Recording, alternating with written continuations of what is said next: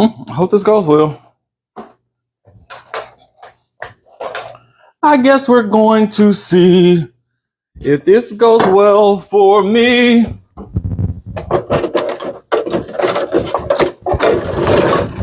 Where's my name? Oh shit. I guess we're going to see if this goes well for me. How y'all doing? What's happening? I know this is going to be a little different from what I normally do, y'all, but I have to cook.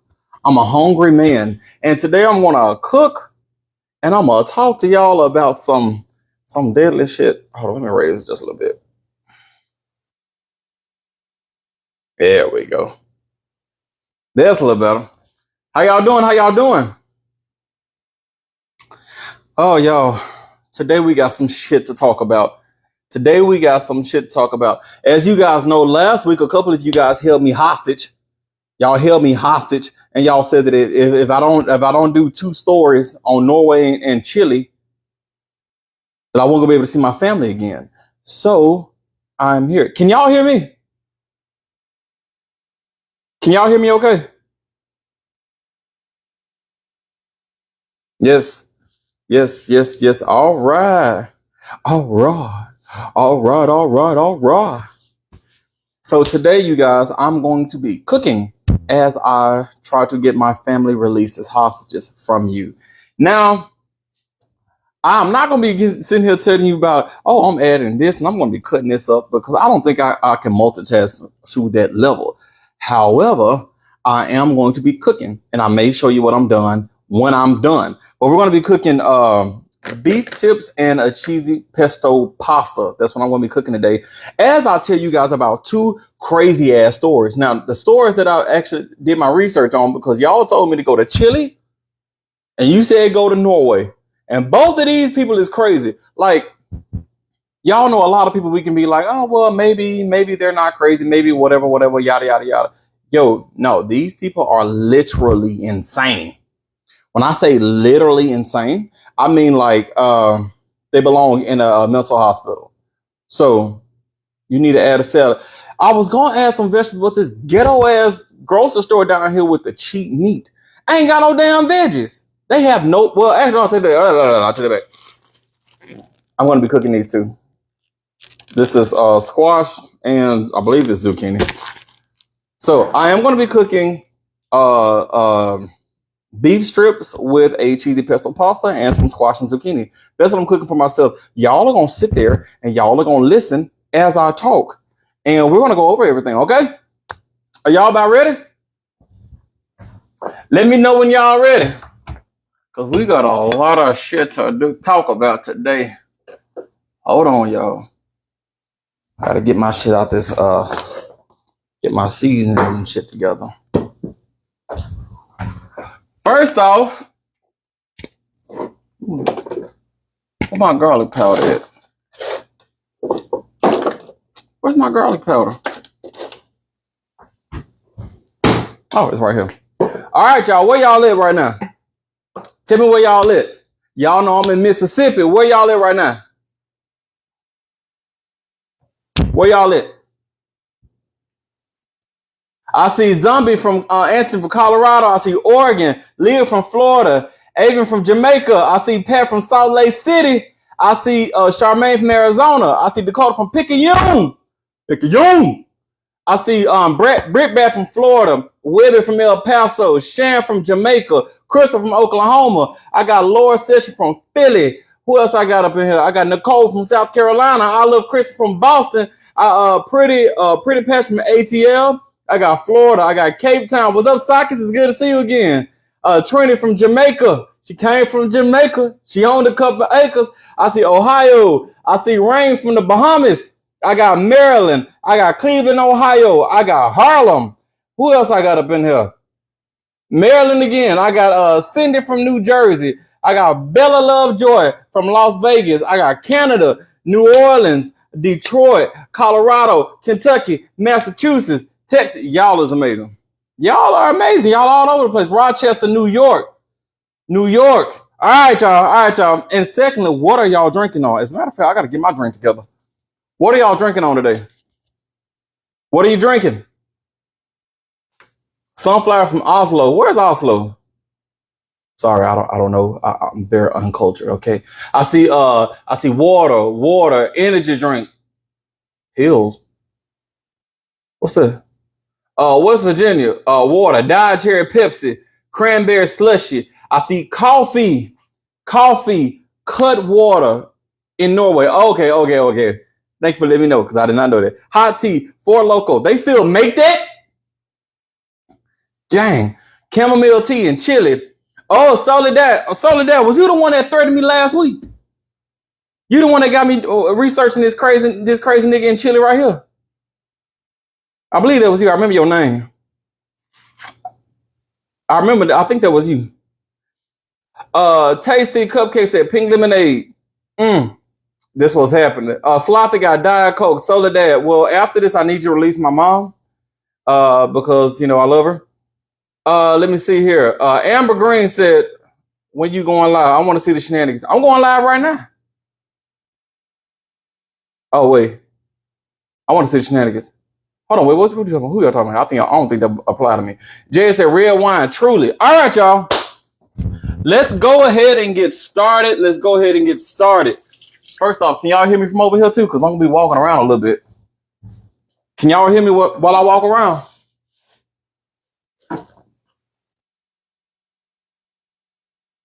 Yes, all right. I got this little microphone on here, so hopefully the microphone picks up a little good. But today's story, y'all, we're talking about mental illness. We're going to be talking about, this story deals with this first story deals with take the head away from the body. We're going to talk about that. Keeping heads. We're talking about a cult. We're going to be talking about, it's kind of all over the place. So let's go ahead and get started with this first story. And as you guys already know, I demand penance. I demand at least 100,000 likes per story, even though y'all normally break that, and that's great. But I demand it. And also, I demand at least 100 shares per story. Let's do that too. Because now we got 2 stories today. So at least 100,000 likes per story and at least 100 shares per story. And y'all can do that real quick because y'all real quick with the numbers. I still ain't bought my god doggone Ike Turner wig, but don't worry, I'm going to get it. And also, while I'm cooking today, I am going to be, while I am talking to you guys today, I am going to be cooking. So I'm going to try to balance my attention between both of these so I don't keep y'all waiting for too long. But all right, the first story comes from Chile. Who's from Chile? I don't think anybody from Chile is on this live right now. No, Soledad, you from Chile. No, you sir, you from Norway. Which one is it? Who's here from Chile or has family in Chile or has been to Chile? Anybody? Soul Dad? All right, great. Thank you, Soul Dad. I think you're the only one now. So today we're going to Chile and we're going to be talking about Oscar Segundo Lopez Rodriguez. Has anyone ever heard of him? They used to call him the hippie. I guess because he dressed like a hippie. Anyone's ever heard of him?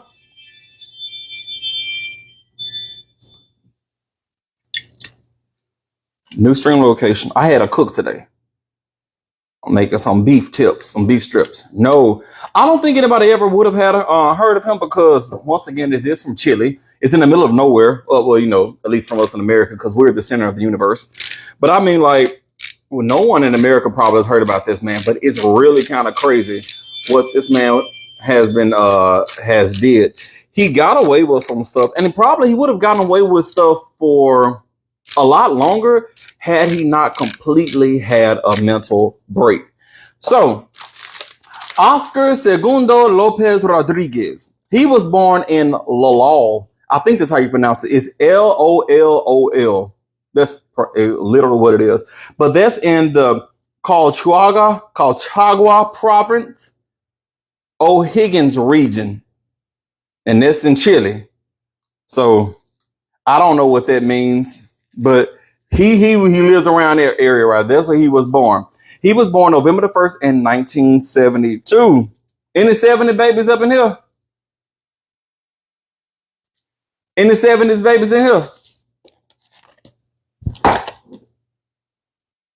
Somebody said I'm going in and out. Am I going in and out, y'all? Oh, I see a couple of 7s. I see Rebecca. Hold on. I see Star. Kiki, the same birthday as you. What's happening? Tawana in 1976. All right, so I'm not going out, in and out. That's great. Money Train 79. That's what I have. Who said 96? JS said 72. April said 77. All right, now we got some 70s baby in the house. Give it a round of applause. Y'all was born in a very crazy time in history, not just American history, in history in general, because like, you know, it's a whole lot of serial unalivers around like the 60s and 70s, stuff like that. But we ain't talking about that. We're talking about Oscar. So now his dad's name was Oscar del Carmen Lopez Araya. Dad had a long ass name. And his mom's name was Osvaldina de la Rosas Rodriguez Espinosa. I don't know why everybody down there got 6, 7 damn names, but those were his parents. Okay? Now, Oscar, this guy right here, he was actually known for quite a few things over the years. Now, some of his neighbors knew him to be violent and lonely. They said this nigga, he stayed by himself, but every time you had an interaction with him, he was always, you know, probably going off, speaking whatever language they speak in Chile. I don't know if it's Spanish or if it's Portuguese. I'm not sure. Maybe it's Chilean. I'm not sure if there's a different language down there. I'm sorry. Okay. We use both last names, both from both our parents. Oh, that makes sense. I didn't know that. I had no idea. I knew it was something. But yeah, oh y'all, hold on. Just a second. I'm about to turn this god dog on. Eye on back here. All right. Turn that eye on. Just to let you guys know again, I am cooking some beef strips. I'm gonna do that with some onions. And then, actually, gotta put onions in first. Yeah, I gotta put onions in first. I'm gonna put some avocado oil. For those of y'all who do not know, avocado oil has a higher smoke point than a regular extra virgin olive oil, so you can actually cook higher with this shit. Where my onions at?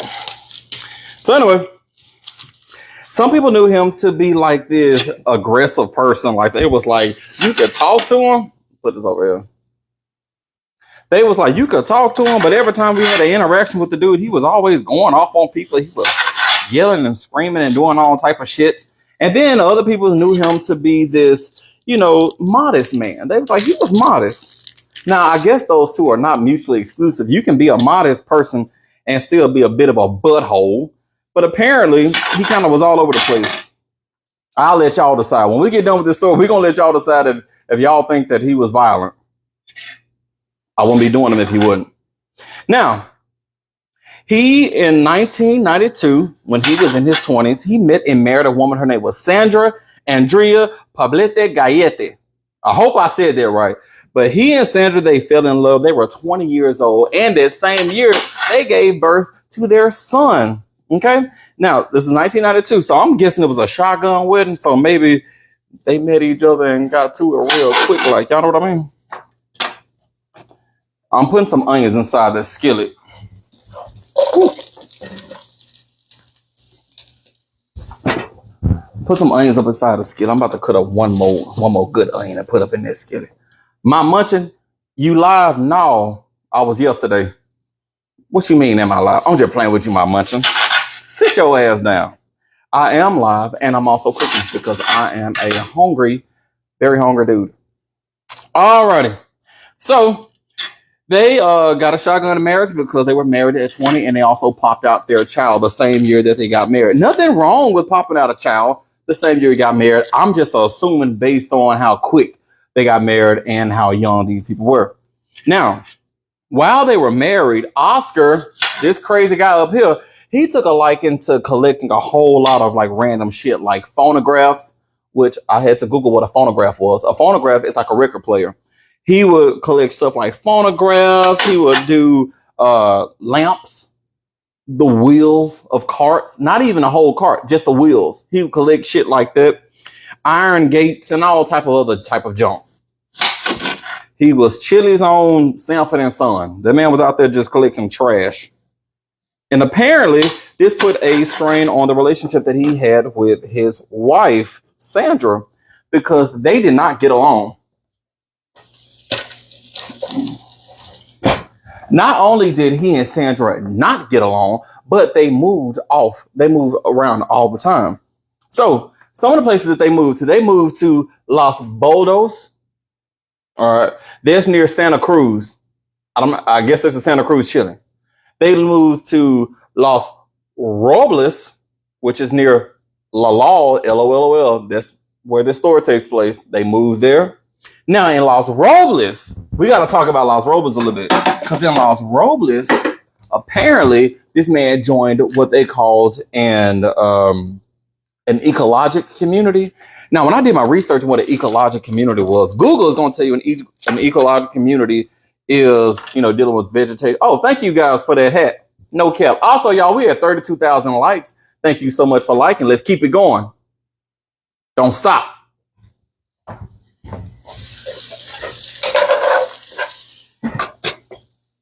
Put some salt up in here real quick. Where my salt at? I'm sauteing some onions right now, because those are going to go with the beef. All right.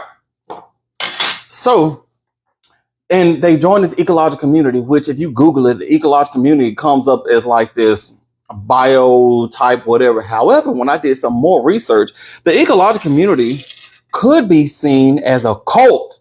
So in this cult, it was like a satanic cult.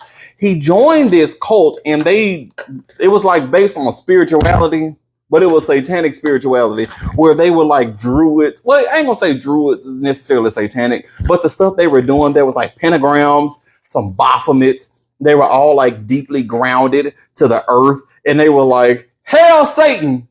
And then they'd like hug a tree or some shit.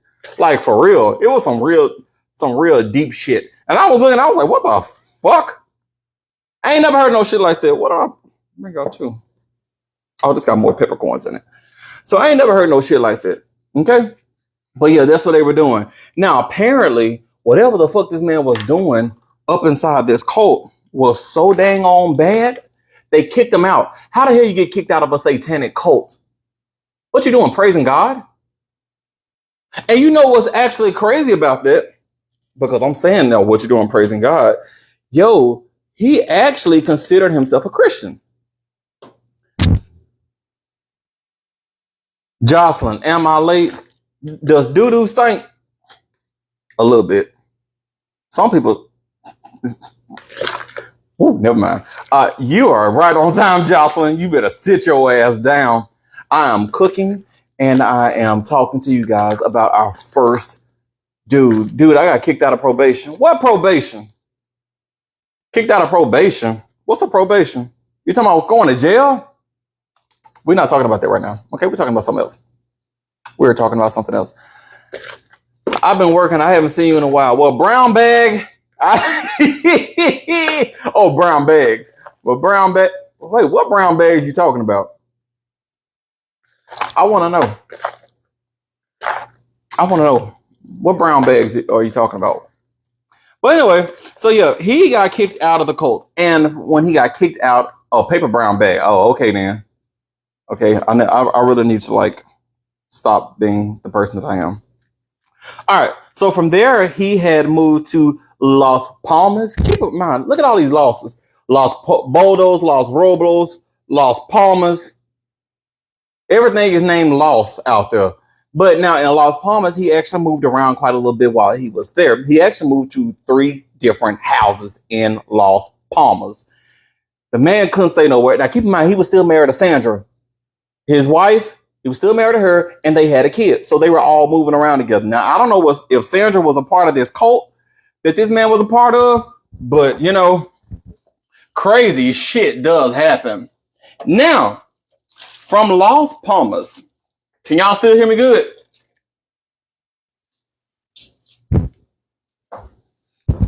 Y'all still hear me?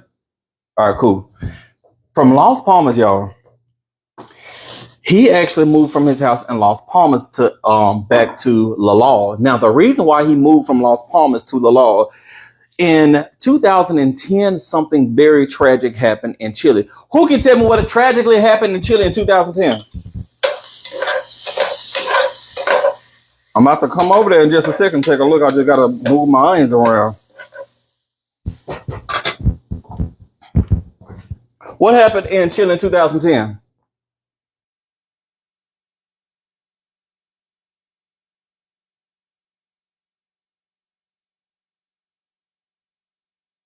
I'm seeing a couple different answers. Mind cave. What the hell is that? Revolution, war. Some good answers, but wrong. Well, some of y'all are correct.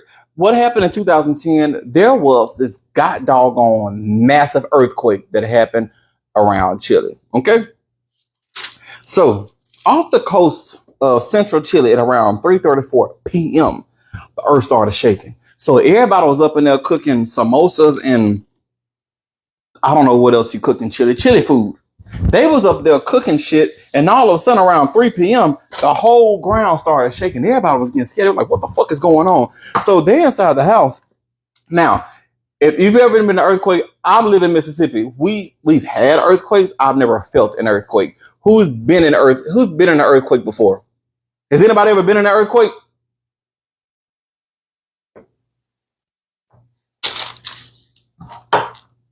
Me, Rhonda, Joy Love, Arusa Upamaki, got of the kids, Shan. I'm scared. A small one, scary. They seem scary as hell. You know, my house ain't the most stable. All right, one good earthquake, and I swear this bitch will fall. So I pray that shit don't ever happen over here.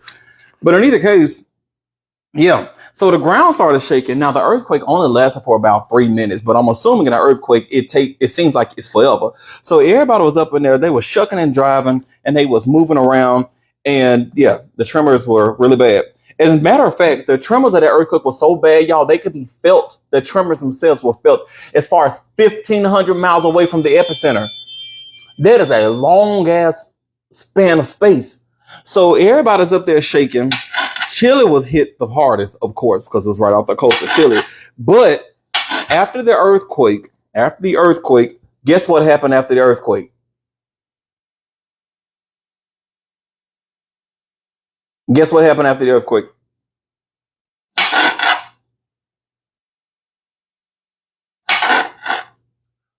Y'all are smart. Class, you are smart. Give yourselves a round of applause. Yes. After the god doggone earthquake, all of a sudden, all the oceans near Chile started to recede. And if you guys know what that means the water is getting ready to come back, or it's going to go out, and then it's going to come back. And when it comes back in the form of a fucking tsunami. So everybody is running and shit as this big ass waves come back and hit the coast of Chile. Now, it wasn't just the coast of Chile that got hit. It also went as high as California. I believe it was like Sacramento. The waters went as high as Sacramento and as far to the other side, west, I guess, to Tokyo. It cost millions of dollars in damage, y'all. Freaking insane. Give me just a second. I'm about to take these onions out.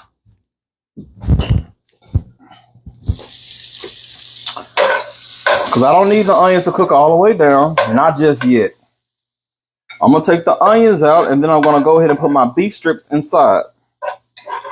Now, what I'm going to do for my beef strips, y'all, I am going to turn my heat up until about 8. I'm going to do that for just a few minutes to kind of brown it outside really quick, and then we'll turn my heat down really low to slow cook these bitches.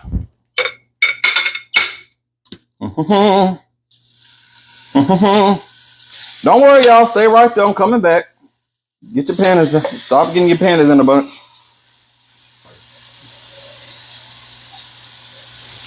Don't worry. I'm coming right on back. Sit down. I said sit down now. Ooh.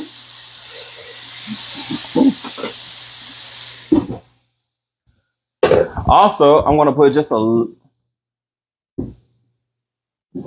How is my live restricted?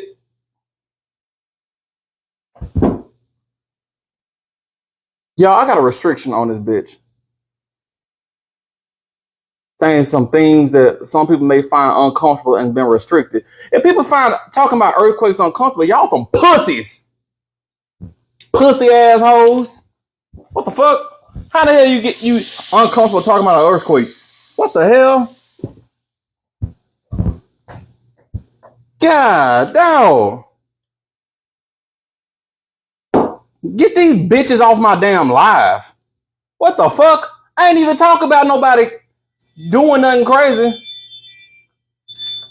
No, it said I'm my alive. What? Wait, so I'm cooking. How the hell are y'all getting? How? If you are upset about me cooking with a knife, what the fuck? Dangerous act. Y'all don't cook. Y'all just pick shit off trees and eat it. No nobody cook. I swear this whole site was made for a bunch of bitches. Pussy asshole. I'm over here cooking so I can live.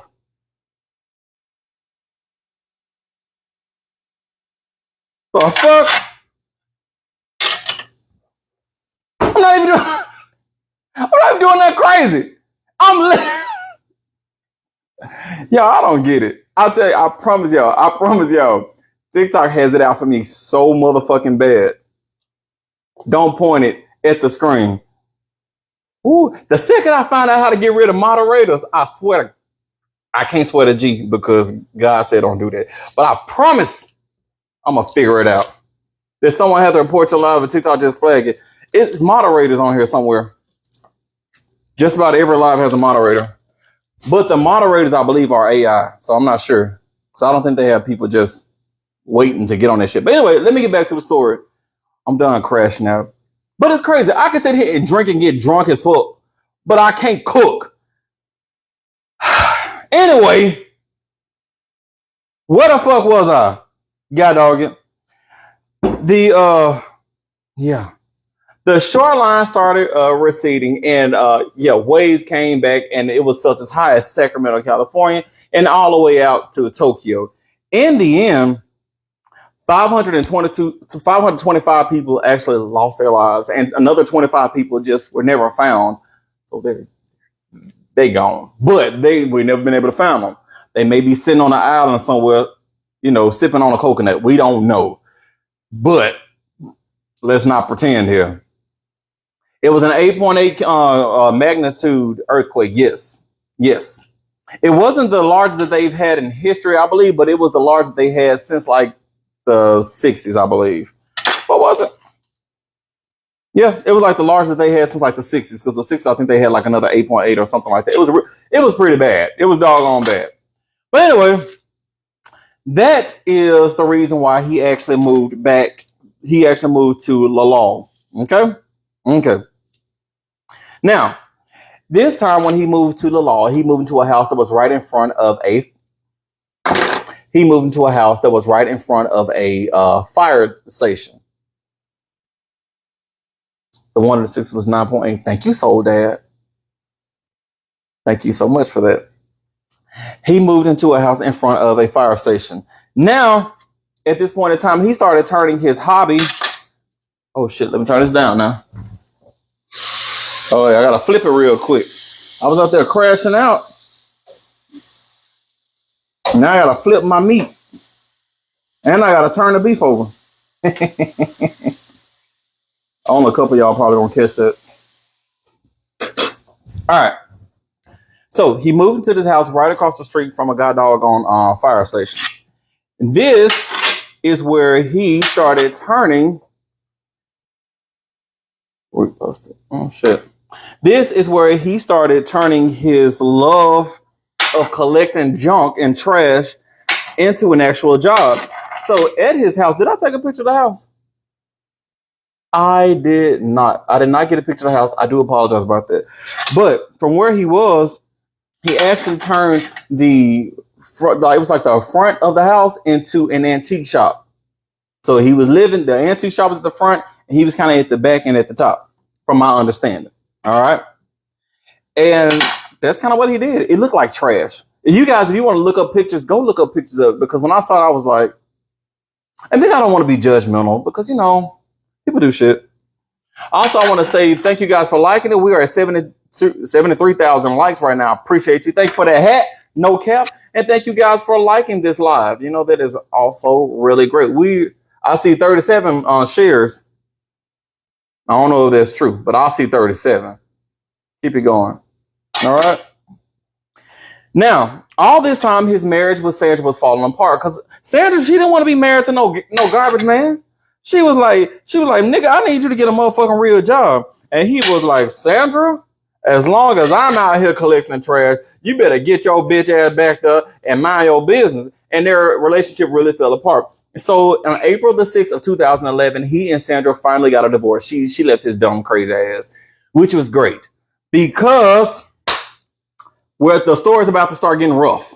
Okay? Somebody said, damn it, Sandra. Why damn Sandra?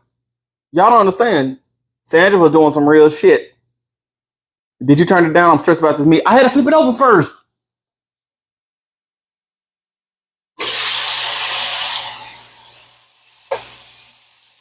See? Now it is nice and brown, and I just turned it down to a medium-low heat. Well, it's like a low-medium heat. Whatever. So anyway, so now he started running this antique shop alone, but people started noticing some few quirks about him. As you guys see on this picture here, y'all see how he looks? He started like not really taking care of himself. His hair was getting long. He was wearing shirts with no sleeves. Well, he had a dog. I ain't got one of them bitches. But he started going around and telling people that he was a messenger of God. He was like, I'm talking what God wants me to tell, okay? Like God told me that I'm here to give everybody a message and you're all going to hell. This is literally the type of shit that he was going around and saying. He was known to drive around on his bike, and he was kind of famous around town a little bit because his dog can balance itself on. Y'all see this picture? I thought that was pretty interesting. The dog could balance itself on the bike while he just drove around town. So I was like, oh, that's really a useless but fun thing to have, I guess. And because of how he dressed, people started calling him the hippie. Okay? Where's my pot? All right. I gotta give me just a second. I gotta get my pot ready so I can make this pasta over here. I'm gonna give it a good rinse out. If you guys don't know, I told you I'm making a cheesy pesto pasta on top of the beef tips. The cheesy pesto pasta is not gonna take too long to make.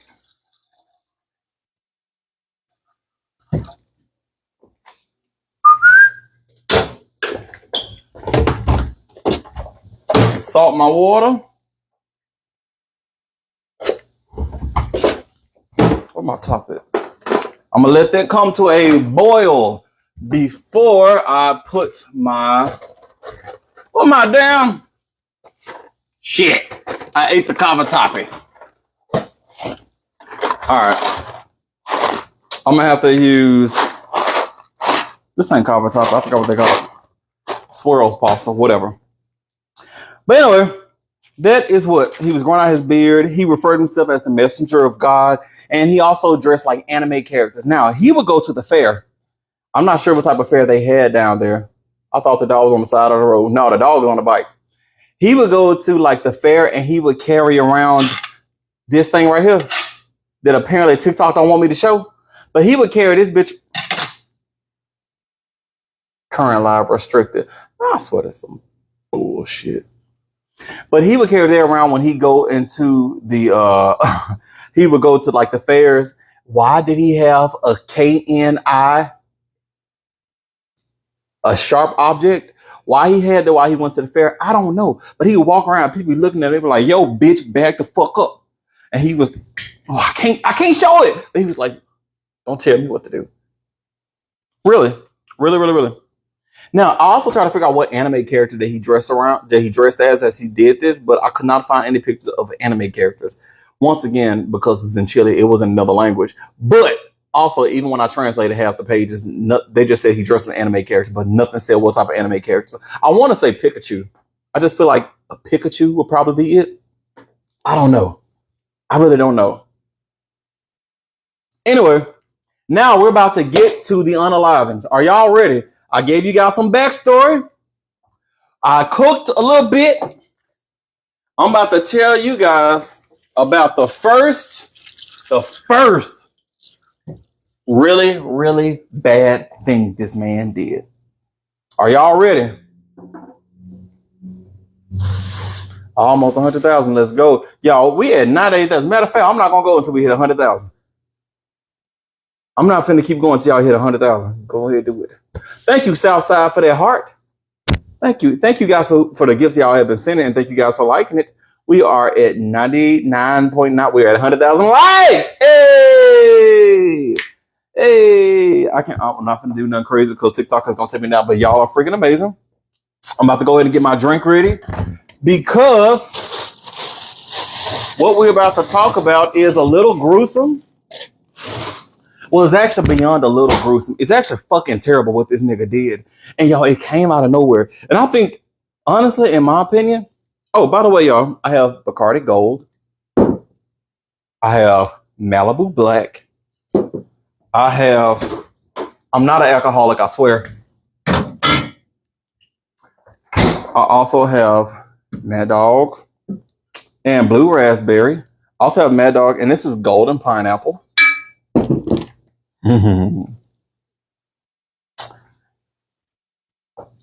Are you that tall or is your fridge that short? A little of both, but I'm 6'3".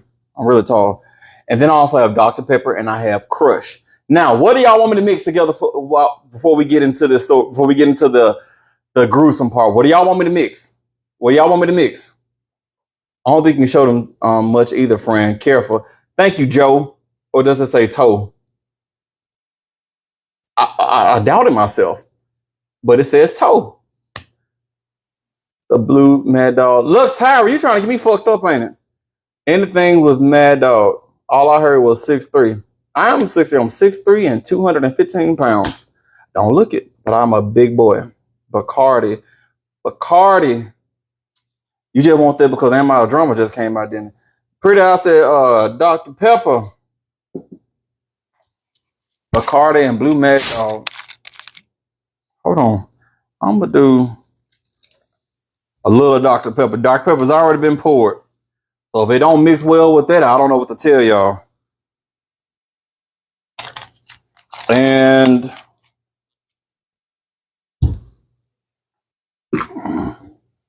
no Crush and Mad Dog. Oh, we getting turned. I'm just going to grab some wine and hang on. Y'all better get ready. 2 Mad Dogs and Bacardi. Two Mad Dogs and the Bacardi. I already bought Dr. Pepper, y'all. I'm gonna do the Golden Pineapple. Well, Bacardi.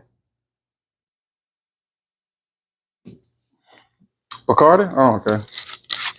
Your stomach on bubble. Never that. Oh, let me go turn this meat over also before we get started. Ooh, that's got a good brown on it. Oh, yeah. Oh, yeah. Oh, yeah, that's got a good brown on it right there. Oh, yeah. The beef is actually pretty done. I'm going to let that cook for about 5 more minutes before I add the onions back to it.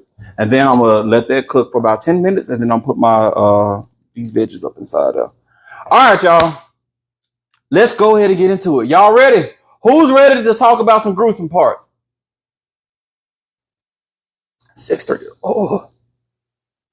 Pretty eyes, you 5'5". I love me a short woman now. Sloth at me. Touch the ceiling real quick. I'm touching my ceiling right now. Y'all ready? All right now. All right. So, July the 10th, 2012. Him and his wife, they had been divorced for over a year at this point in time. All right? Been divorced. He's up there running this doggone antique shop. He's just up there doing shit, being a weird ass nigga. You know, people just watching him, you know, be what they call him in front. Violent and lonely. Watch him be violent and lonely. But apparently, you know, whatever. Some people did say that he was He was good with a spade, and I ain't talking about cards. I'm talking about like an actual hoe, like a garden hoe, still a shovel thing. They say he was real good with that. And he was real handy, whatever. But anyway, July the 10th, 2012, he was up at his shop. This dude named Juan walked into the building. Hold on, wait, where's where my shit at? Pictures. I gotta go, damn. Holes and lighting paper. Wallpaper. I don't know how to go back to,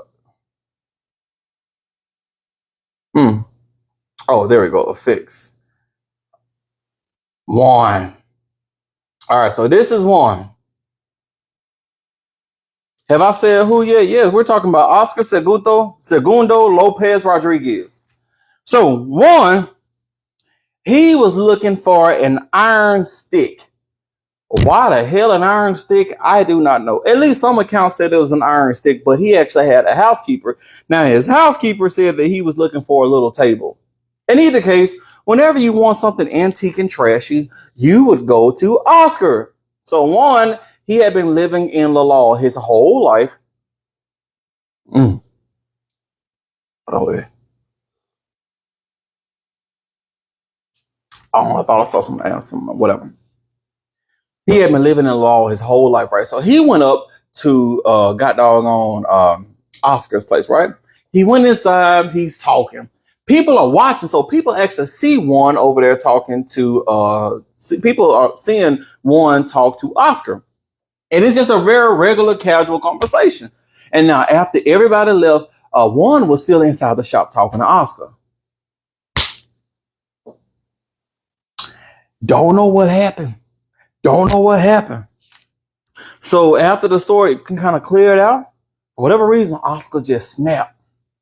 So Juan was looking, Oscar was like, yeah, look over there. Juan turned around.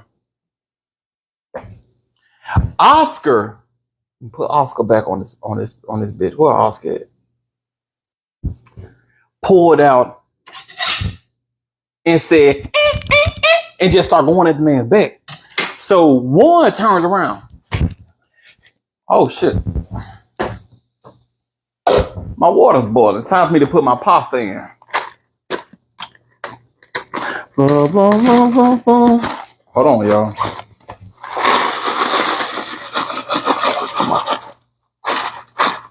Oh, I didn't want to do a rainbow pasta for this.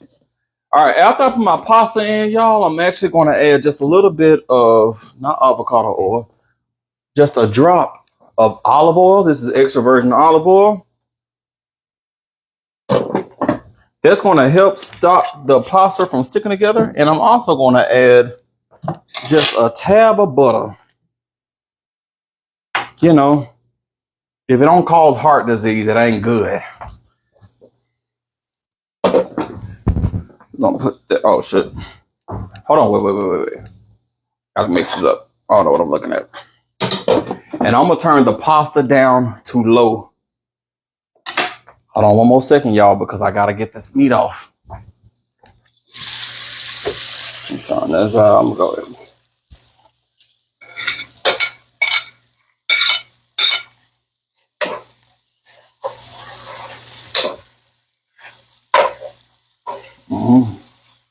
Woo! I wish y'all could smell this shit. Lord have mercy. Lord have mercy. All right, I just turned the beef tips down to it's like low. It's between 2 and 3. It's a myth. Add oil for it not to stick together. I don't believe you, Kiki.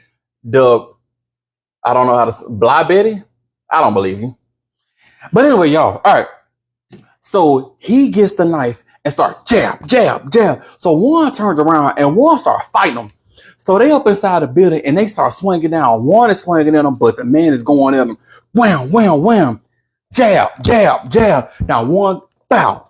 Juan is going in with him, but he ain't bring nothing to a knife fight, okay? So he just sitting there getting cut up. Man is getting cut the fuck up, all right? Lola D, I love you too, Lola. Thank you for being here. Now sit your ass down, because we got another story after this. But yeah, y'all, he's sitting there again, jabbed the fuck up. So after a while, because he's fighting, it's red bodily fluids all over the floor, all over the tables, all over everything. Red bodily fluids everywhere, right? But he can't take no more. The man has been, he's been dozens of times at this point in time, all right? Now, after Juan he finally fell. Oscar goes and gets an axe. He gets Juan's body and he takes Juan to the back of the house. Because remember, the shop is connected to his house. It's his house at the back and the shop at the front. He gets Juan's body and he takes him out to a back, and there's a stump in the backyard, a tree stump. He takes him to the back. Wow! Off. Head off. It's gone. Gone. Got the dude head off, y'all. So the dude ain't got no head at this point in time. He gets Juan's head, and then he brings it back into the store, and he brings it into this store, into this thing. It's called a coffer. Now I had to look up what a coffer was, because I thought it was coffin, but apparently it's similar, but not for unalive people. A coffer is basically like a chest. It's just like a chest. It opens and closes. It's just a chest. But he put Juan's head in the coffer. Keep in mind, this coffer was on sale at his store. Put the head in there, close the coffer. He gets Juan's body. He drags Juan's body to the backyard, and he just covers him up with some rocks, a little bit of dirt. Not even a good job at it, but he just kind of like covered him up, and then went back inside the store and started cleaning up. So after he did this, he cleaned up everything. He got the coffer, and he got the head, and I believe he took the head and put it into another place inside his house. But yeah, it was still in the coffer though. Still in the coffer. Now, Juan's family, and specifically his housekeeper, had noticed that Juan had not come back, because Juan was just going to look for a small table. And so the next day when Juan didn't come back, the family got real scared and real worried, and they started, making phone calls, doing all the type of shit. Like, hey, have y'all seen him? Ain't nobody seen him. So the next day, which would be July the 11th of 2012, they had put out a missing persons report for Juan. Okay. Now at this point in time, y'all, don't nobody know nothing about this dude right here. Don't nobody know nothing. They don't know anything. All they know is he ain't came home. Yeah. Is this the first story? Yes, it's the first story, Renee. He ain't came home. So they just filed a missing person report for this nigga. All right. So that was that. The next day, he was Gucci. He was good. He was living a good old life. He didn't have to worry about shit. This man was just doing it up. But now, I wish y'all could smell it. Oh, God, I'm about to take this meat and the onions out. Should I make a gravy out of the meat, out of the juices? Do y'all want me to make a gravy out of the juices? Because I can do that. Yes. Well, you know what? Maybe I shouldn't, because I already got a pasta, and the pasta's going to have a cheese sauce, because it's going to have a pesto. It's a pesto cavatappi, so maybe not. I got to watch my health. I got to watch my figure. Anyway, so yeah, Juan's family had filed a missing person report, and it was just kind of if they just assumed that this man was gone, and none of them know where it was. Now, the next day, which would be July the 12th of 2012, because remember, Juan walked in on the 10th, he jabbed him, took the man's head off, and then he buried the body in the backyard. The 11th, the missing person report was going on, but don't nobody know anything about him. Like, he's not a suspect. They don't know nothing. So now we at the 12th of 2012. So this woman, her name is Maria Jose Reyes Mayer. Oh, I can't even read my whole handwriting. I think it was Moore. I'm not sure exactly. I'm so sorry. But Maria Jose Reyes. All right. So Maria, she was traveling to Fundo Quirlina, which is a commune of Paredores, Cinderno Caro province. I'm sure y'all can figure it out, all right? I'm sorry. I don't know these words, but she was traveling, all right? She was traveling. Now, Maria, she was married and traveling with 2 of her 4 children. They were going to that place I just saw you, which was Fundo Quarelino. That's where they were going to. She has 4 kids. She was married. She was traveling with 2 kids. She was traveling with her 15-year-old daughter and her 19-year-old son. Their names were not released. I'm not sure exactly why their names were not released, but their names were not released. All right, let me go ahead and take this meat from out of here, y'all. Ooh. Ooh. Oh. This looks so good. Oh, Lord have mercy. Ooh, wee. I'm about to show y'all this meat real quick. And then I'm going to show y'all the beef. Hold on. Oh, y'all look at that. Ooh, wee.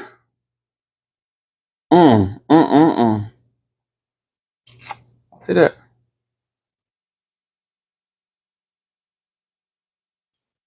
That's good eating right there. All right. I'm gonna keep that on low heat. I'm gonna go ahead and add the zucchini and the squash. Oh shit! Actually, no. I need to take that grease up out of there. I need to cook that different. All right, let me keep going. So Maria was traveling with her kids, right? So while she was traveling with her kids, now Maria, let me tell you about Maria. Maria is actually a wonderful person. She was a god doggone PE teacher, y'all. And that's not what makes her wonderful. All right, so she was a PE teacher. But she actually gave up being a PE teacher to spend more time with her children. All right, they got most of the grease up out of there. All right, so she had Renee. What y'all talking about? Hold on, y'all. Y'all chill out. Chill. This is TikTok. But now, she was a PE teacher and she wanted to spend more time with her children. So she actually gave up being a PE teacher to start a class at a college. Now, the class that she started at the college, thank you, Trina, for those roses. Appreciate that. I can't show you on TikTok, all right? You can say it as much as you like to, but I can't show you. It can't happen here. But the class that she was teaching up in this college, she started working at this college and started teaching this class. And the class, y'all, the class was designed specifically to help people with mental disabilities get and keep jobs. This woman was a fucking saint, y'all. She was a saint. Like, come on. But anyway, so around 1 p.m. on July the 12th of 2012, she and her kids, they pull up to the law and they pull up.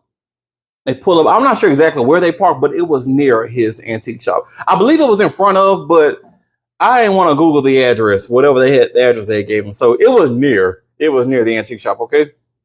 So she pulled in front of and she was like, let me go inside. Now her daughter, the 15-year-old girl, has said she was going to go into the store with him inside the antique shop. And now the son, who's 19, he stayed inside the car, okay? So the son's in the car.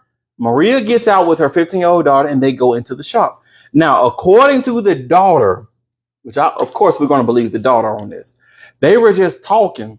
You know, she asked him, she was like, hey, what's going on? Yada, yada, yada. Darlisha Joe. Don't worry, we got another story after this, Darlisha. We got another story. So, sit down.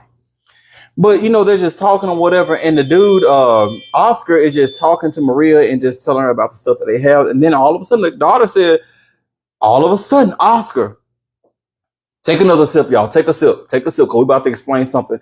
And this one is more brutal than the first one. We're about to explain something. It's more brutal than... Let me know when y'all took a sip. Let me know when y'all took a sip. Y'all took a sip? Thick thighs save lives. All right now. All right. Cheers. Y'all. So the daughter was standing behind the mom, Maria. The daughter was standing behind Maria. Oh shit, my pasta's done. Oh, I'm so sorry, y'all. Hold up. Hold up. Hold up. Hold up. Hold up. Hold up. I was in the middle of washing dishes when this all had started, because I was like, oh shit, I can't talk to y'all about a dirty kitchen now. I want y'all to think I'm a slob. But a nigga just ain't here all the week. So hold up. Hold up. Hold up. Hold up. Hold up. Hold up. Hold up. Hold up. Hold up.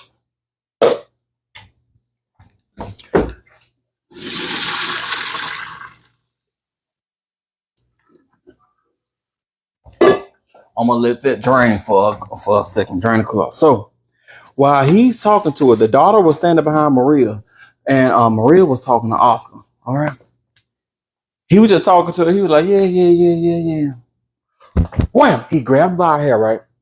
Grabbed by her hair and did his number. He pulled it. Now, in his other hand, he had that, all right, in his other hand. So when he pulled her, she's like, and he just started going, jab, jab, jab. Now the daughter is like, bitch, what the fuck? And she's sitting there, she's screaming, whatever. And so she turned and run out the store, because the brother was just sitting inside the car. Brother don't know what's going on. He was just sitting inside the car. So she runs to the brother and she's beating on the window. She's opening the door, and the brother like, what's going on? What's going on? And she was like, he's hurting her. He's hurting her. So the brother's like, what the fuck? So the brother get out the car. He 19. He runs inside the building with the daughter, because the daughter with his sister, the 15-year-old.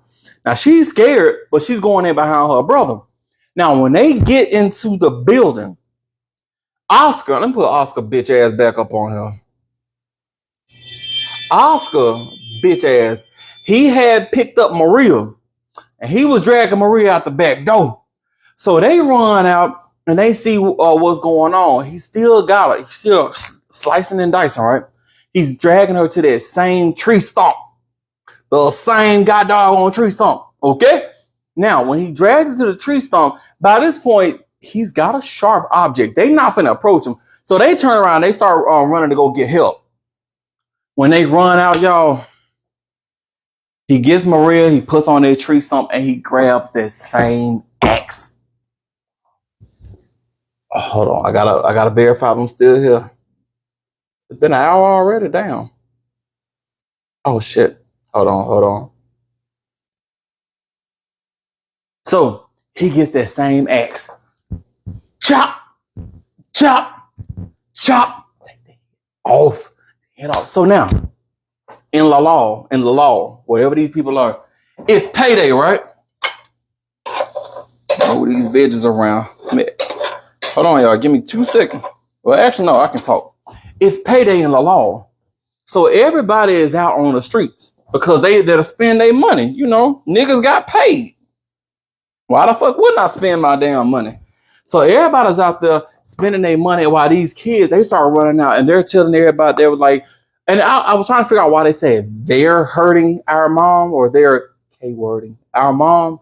I don't know why they said they, but I mean, they, I guess you can say they for a single person. But in either case, they were screaming, they're my mom, they killed our mom. And so the people, they kind of like, what the fuck? So they go, they're kind of curious and they start gravitating towards the antique shop because, you know, he's been there. They know who he is. They start gathering towards the antique shop. This dude walks up out the antique shop, y'all, holding Maria's head. And he's holding it and he's holding up like this. I just ran out, told Pip Top, he holding the head like this. He's like, yeah. They said he was showing it off like a trophy. He was doing like this. Y'all see that?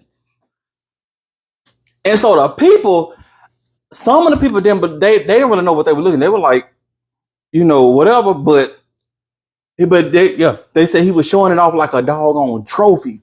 Now, by this point, the two kids, the 15-year-old and 19-year-old, they found a police officer.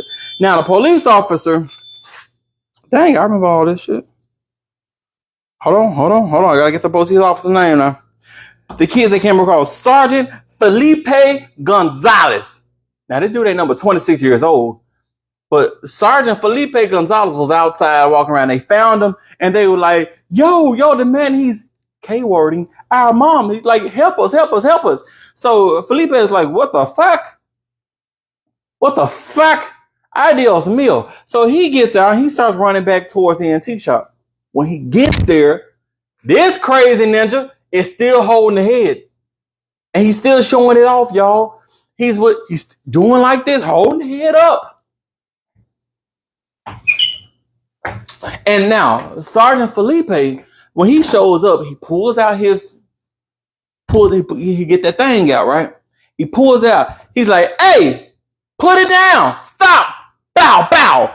He booms in the air. Pew pews in the air as like warning shots. He does it 2 times. Now, when he does this, while he's screaming and stuff, Oscar ain't paying him no mind. He ain't flinch. He still want to show everybody off his trophy. I can't really imagine this, y'all. Can y'all imagine you walk into a store and a dude just attack your mom, then take her head off, and then just start showing her around? Y'all, this happened. Y'all, keep in mind, y'all, this happened in the space of minutes. Minutes. This went no long time. About 5 minutes prior to, probably less than that, the girl was just happy inside of a store with her mom. Now this dude is holding the mom's head in the air, just like, what's Oscar's full name? Oscar Segundo Lopez Rodriguez.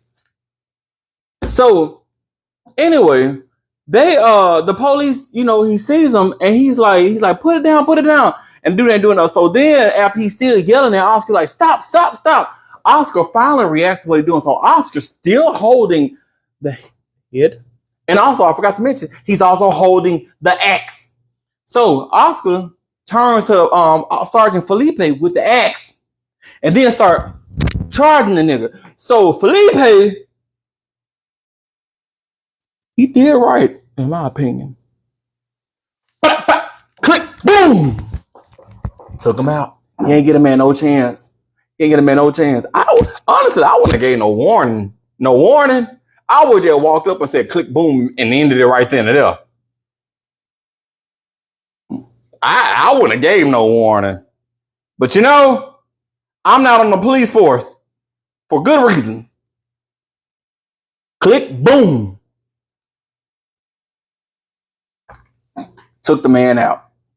So he's gone. Now, put him down like a dog. Y'all know I don't like to do court cases. There is no court case for this because the dude, he's gone. He's gone.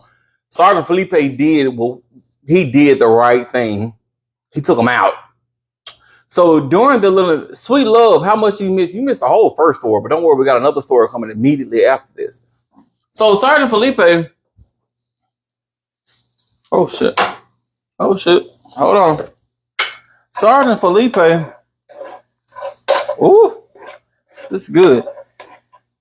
When they were doing their investigation, I'm going to give them just a few more minutes for that. And actually, I'm going to go ahead and start with the pasta over here. All right.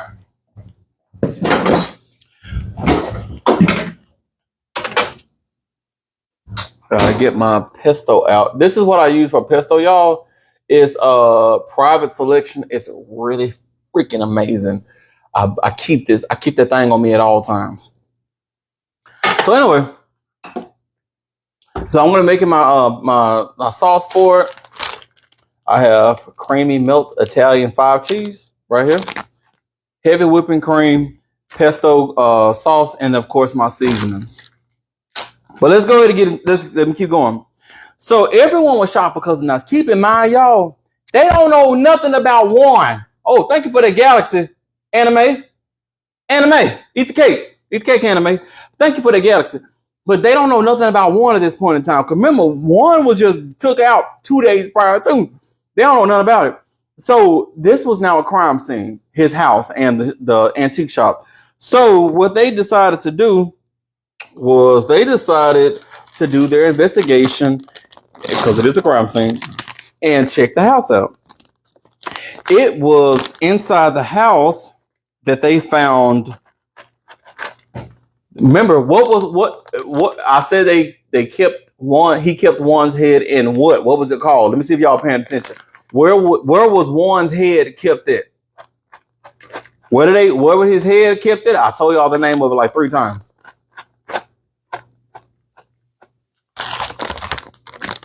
Y'all doing good. All right now. Sweetie.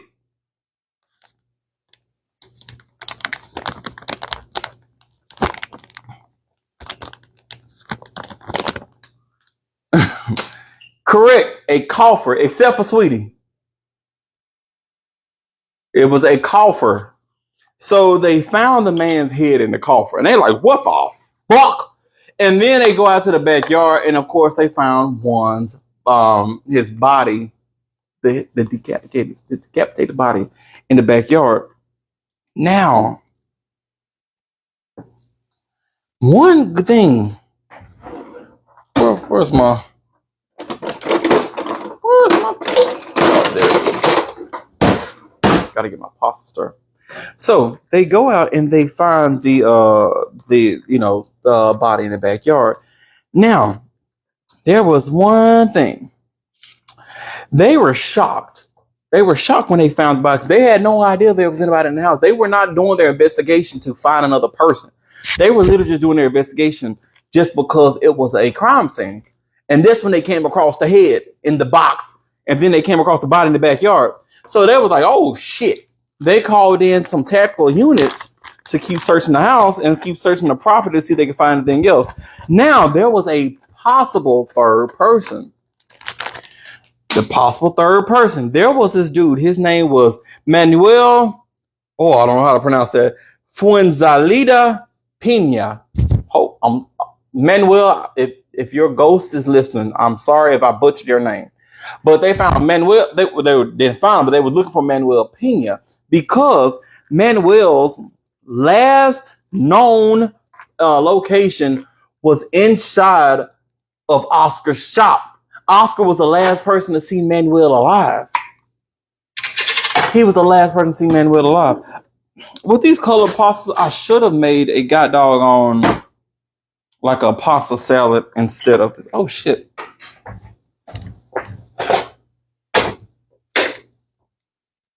Should have made a pasta salad instead of a cheese pasta, but it is what it is.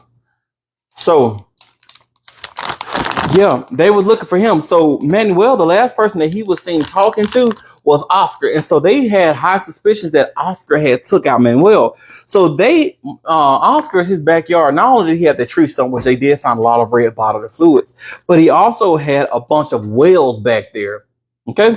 Now, they was looking through the wells. What did my spoon? Oh, right there. They was looking through the wells to try to find another body. They didn't find nothing that here. I know. I kind of left it like, oh my gosh, they found somebody else. No, there was nobody else back there. But they still had high hopes that this man had took out Manuel. They were never able to find anything. Now, yeah, that's pretty much it. Once he was gone, of course, they tried to say, well, it was a mental thing, and he was just kind of like, oh, he was crazy. He's a crazy guy. He was a crazy guy, you know what I mean? So we can't blame him. It was crazy. And even after his, because he was gone at the point in time, they had said that he was suffering from a transitory psychosis, mystical delusions, and bizarre behaviors. Remember the mystical delusions because he said he was a messenger from God? Yeah, they was like, oh, that's just, regular crazy people talk. Dude was crazy. And yeah, he is gone. Now, Officer Sergeant, what's his name? Felipe? Sergeant Felipe. After this whole ordeal, Sergeant Felipe actually started deteriorating mentally because of the crap that he saw. A lot of people actually, were kind of like shook up because this dude showed them a real human head. But Sergeant Felipe, because he had to take the man out, he actually went like through some real mental issues, and they had to like dismiss him for a while, and they gave him some therapy, and then they said they were going to like monitor him to make sure that he was still doing good. But at this point in time, I need to put this back on the stove. I want to put this pasta back on the stove to cook the cheese down a little bit.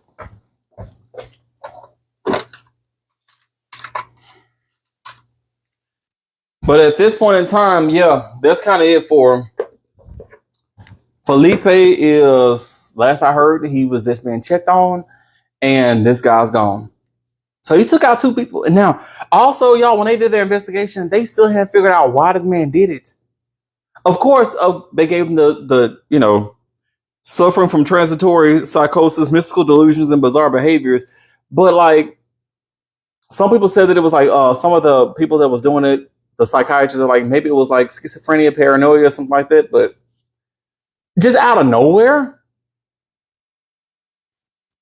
I don't know, man. Get some ass shots wore off. But y'all, that is the crazy story of Oscar Segundo Lopez Rodriguez. Now we're about to get into our second story.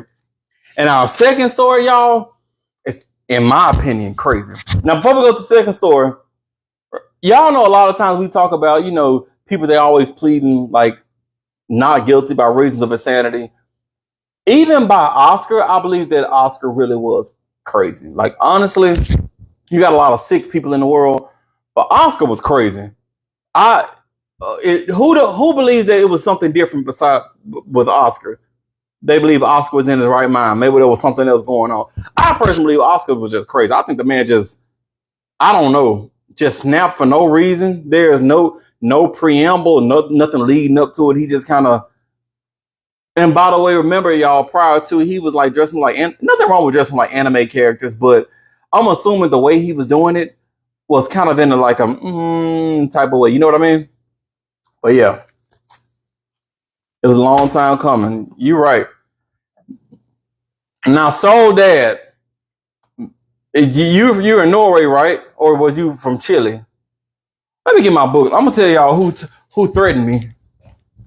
I'm gonna tell y'all straight up who threatened me, threatened my life and my livelihood.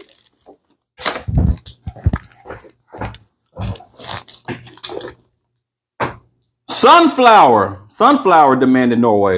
Is Sunflower here?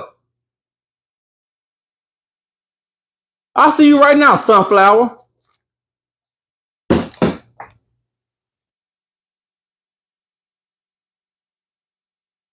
I see you, Sunflower. So Soul Dad, let me see what Soul Dad threatened me with. Soul Dad asked for chili. Okay, so you ain't threatened me with no Soul Dad. But Sunflower didn't threaten me with none either. It was Tanya. Where Tanya at? Where Tanya at? Tanya said 2 stores or my family gets it. Where's Tanya? Is Tanya here? If Tanya ain't here, I'm gonna go in her DMs. I'm gonna cuss her ass out. Where Tanya at?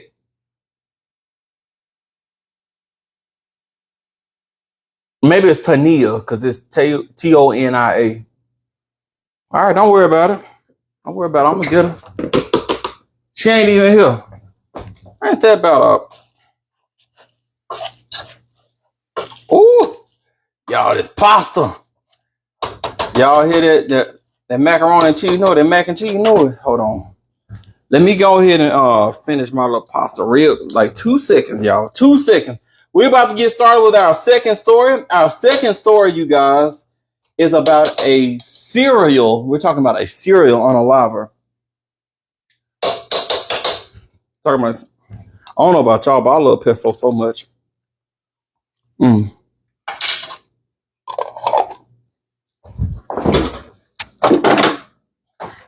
It's so good.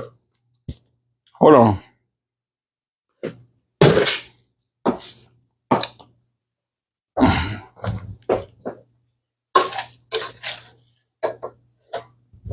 All right. Got that cheese warmed up a little bit. Ooh-wee. Ooh-wee.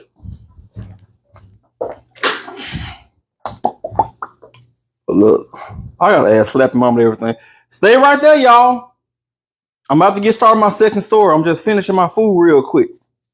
About to get started with our second story. Our second story is coming from Norway. The second story is dealing with oh, thank you for those glasses. So the second story is dealing with dwarf lovers. It's a serial unaliver. We're talking about butt stuff. We're going to be talking about, there's a lot of shit that goes on with the second story. Where's my garlic? There's a lot of shit that goes on with this second story. And this second story is wild. Wild. And when we get done with the second story, damn, I forgot to saute my damn bell peppers to put in the pasta. Oh well. I'll cook that another day. But like, yo, it's really crazy. When I went over this store, I was like, what the fuck are these people going on? Like what's happening? Hold on, we gotta get you 200,000 first. Oh, Shelby Marissa just gave y'all a duty. You know, I'm not mad at it. Go ahead. While I'm about to plate my food. I'm about to plate my food.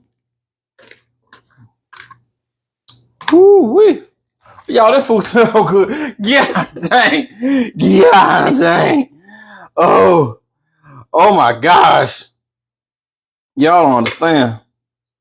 Go ahead and give me the 200,000 before we get started with the second story. And if you mad about it, you can thank Maritza. Thank Maritza. She the one that suggested it.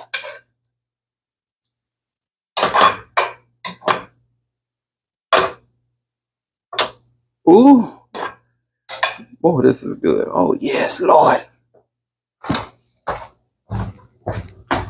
Look at that backside, y'all. What the fuck? Stop looking at my ass, nigga. I'm just playing. Y'all can look at my ass all day. Hold on. I'm turn around for you.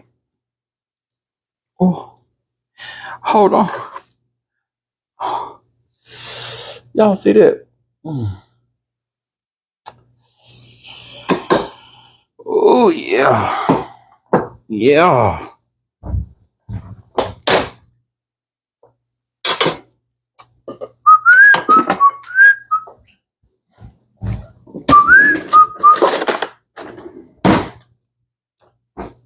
All right, y'all. This is what I just cooked. I have some cheesy pesto. This is not cavatappi. I forgot what they call this. The spiral pasta. I also have some zucchini and squash, and also I have some beef strips over here. That's my plate. We had 200,000 likes yet? We ain't at 200,000 likes. Rotini, thank you, Dominique. Thank you. God, thank you for the food, Lord. I pray, Lord. Food is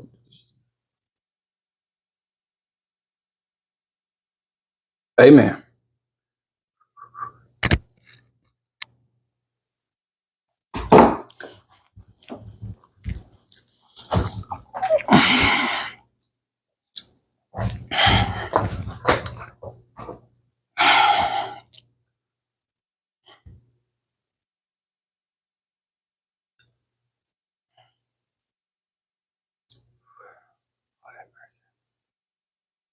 Another 3,000 likes. Let's go. Let's keep it going, y'all, before we get started with the next one.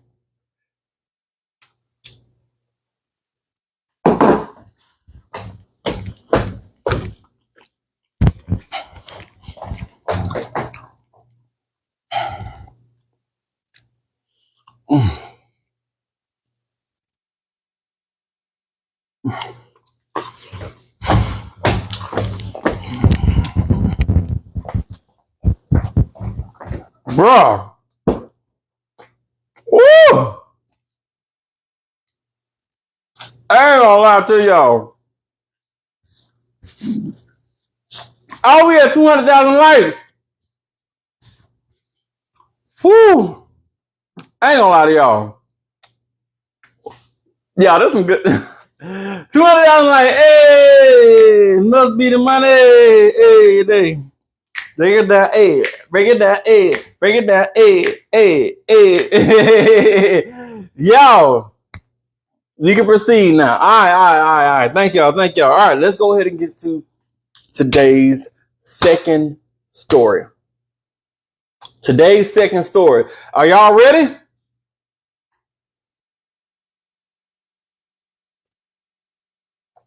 Thank you, Trina, for them heart puffs. Let them people know the color of the Norwegian store. What you mean the color? Oh, you mean my ancestry?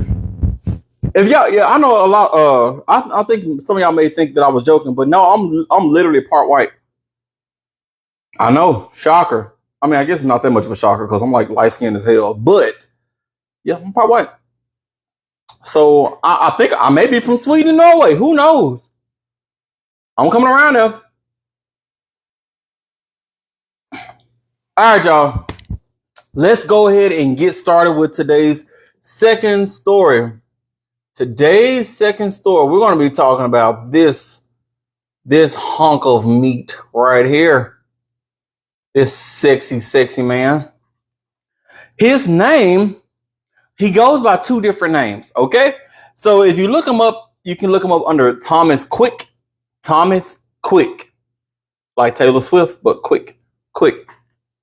But his born name is, oh, I hope I pronounced it right, Sture Ragnar Bergwall. Sture, that's Sture, Ragnar, Ragnar, Bergwall, Bergwall.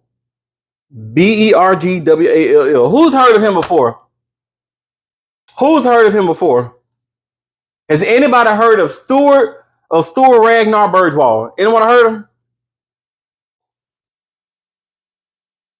Not me. Nope. Me, Sunflower. Well, Sunflower, you're the one from Norway, ain't you? Sunflower from Norway, yes. I wrote it down.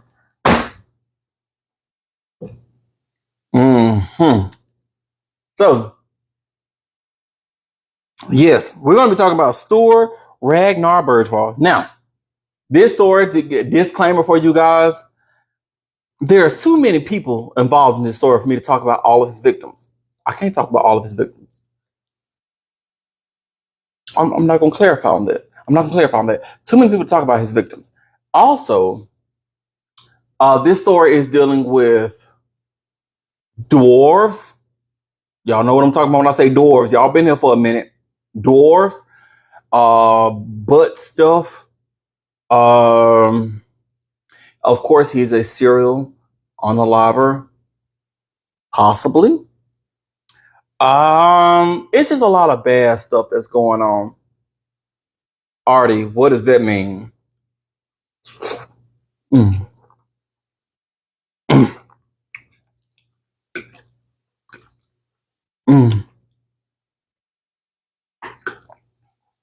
Now, corporate nurse Nigel B, you said he did it. Wait till you hear the story, and then you tell me if he actually did it. Wait till you hear the story, all right? So, we're going to start off April 26th of 1950. That's when he was born. April 26th, 1950. He was born in a small town of Karsnäs, Sweden. I know we're talking about Norway, but he's Swedish. I think Norway and Sweden like right beside each other. You can get there in like a couple hours or whatever. But he was born under the name, once again, Sture Ragnar Bergwall. Now, his dad's name was Thomas Bergwall, and his mom's name was Gunhild Quick. All right, that's where the Thomas Quick came from. However, you may think, okay, so Quick from his mom and Thomas from his dad. No, Thomas is not from his dad. Not the reason why he changed his name to Thomas Quick. We're going to get to that. Now, when he was younger, he claimed that his father, Thomas, loved dwarves.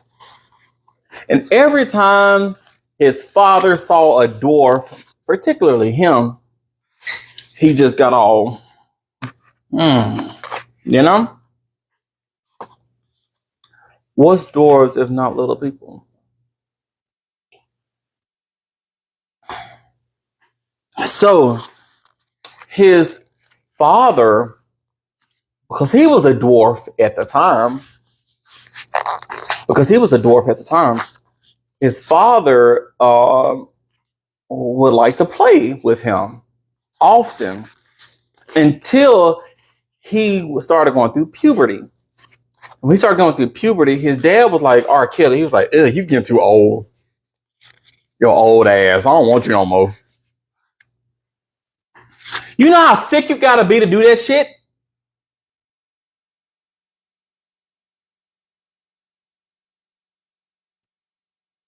That's crazy.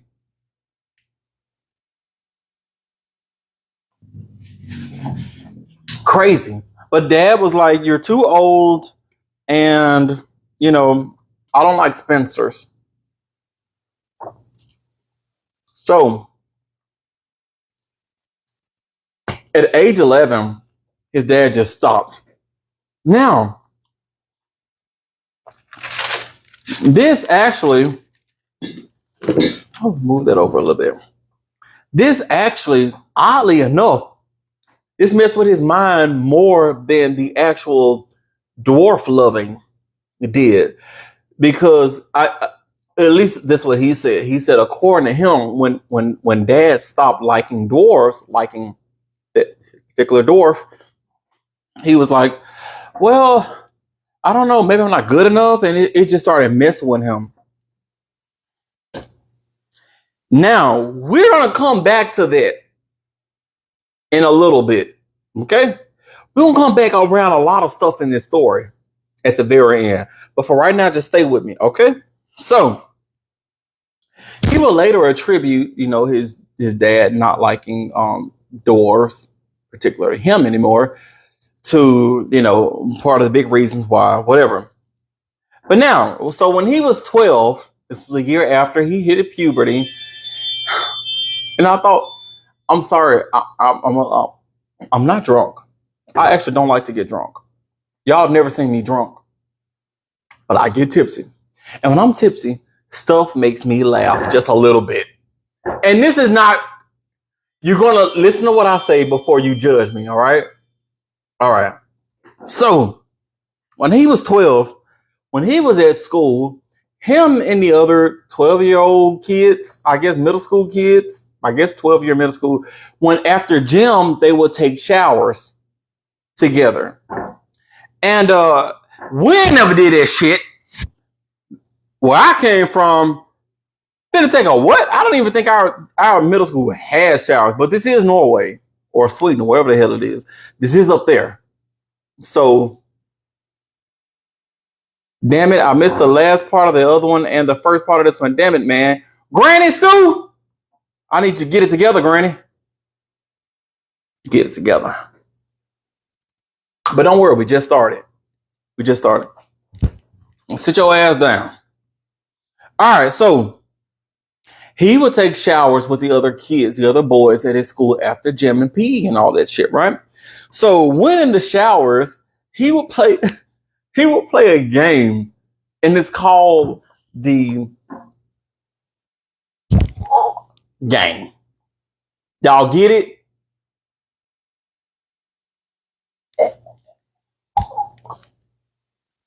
This was a game, apparently.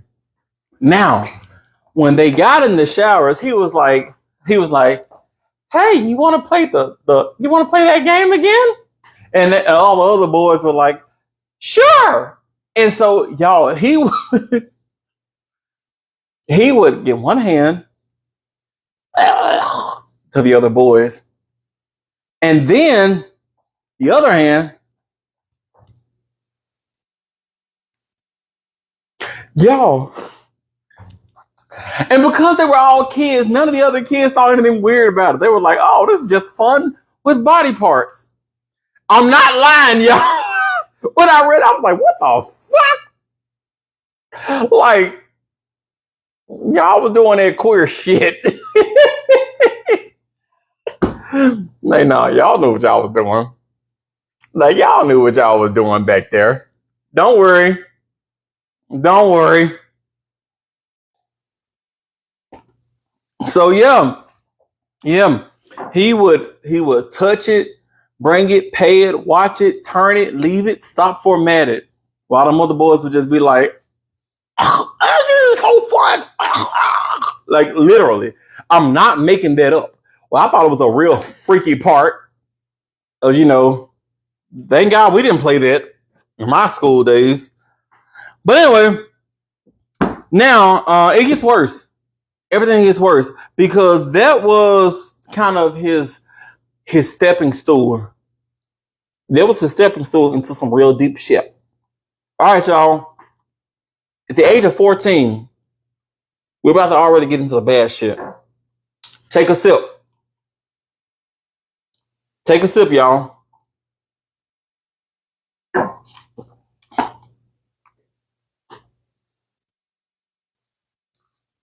Y'all took a sip. We're about to get into some deep shit.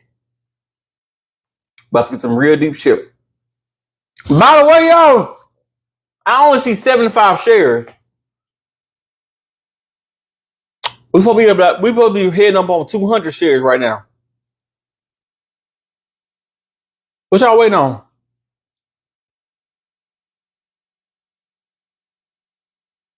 118. Why y'all saying different numbers than what I'm saying here?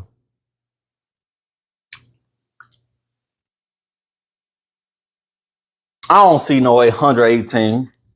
You liars. All right. So, y'all sharing good. Thank you. Thank you so much. Now, at the age of 14, so 2 years after he started playing Tickle the Cucumber with his middle school friends, he came across this guy. Now, this guy was never named, and I believe there's a reason why this guy was never named. We're gonna get to that at the end of the story. But after he was playing Tickle the Cucumber for a couple of years, he at 14 came across this guy. This guy was in his 20s. As far as what his exact age was, I'm not sure, but this dude was in his 20s. I'm gonna say this right now.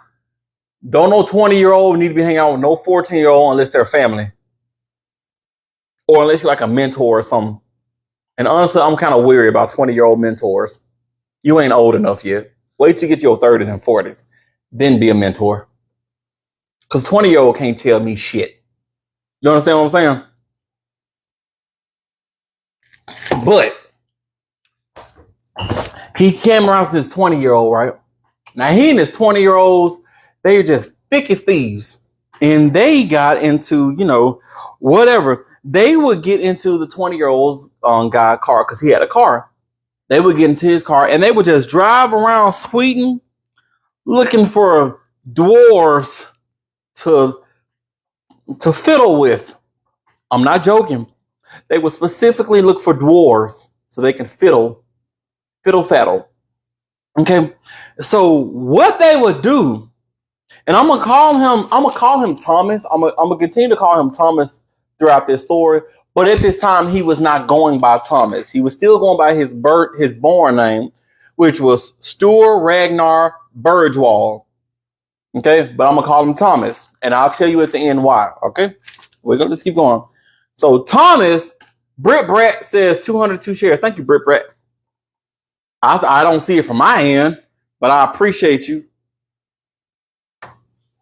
So Thomas, when Thomas and this 20-year-old,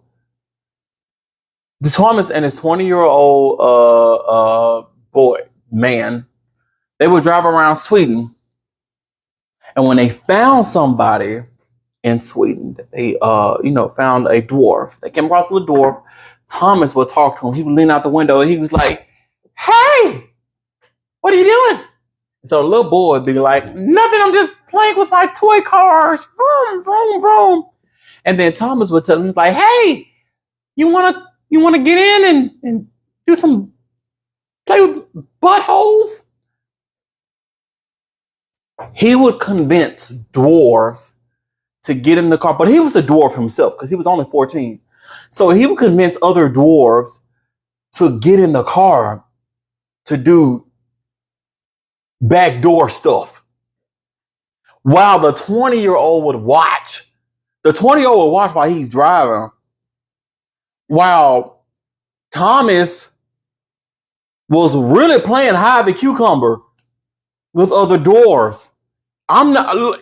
When I saw, I was like, "What the fuck? What type of freaked out shit is this?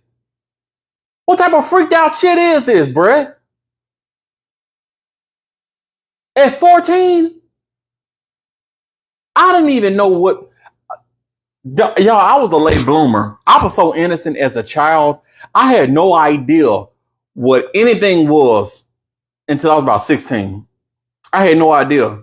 My brothers asked me one time I was riding my brother and they were like, "Hey Trey, have you ever been the H word that rhymes with Torny?" They said, "Hey Trey, have you ever been?" I was like, "What's that?" Yeah, I knew nothing. I was so innocent as a child. God could have took me straight to heaven. I'm telling you, I was nothing. But apparently he wouldn't.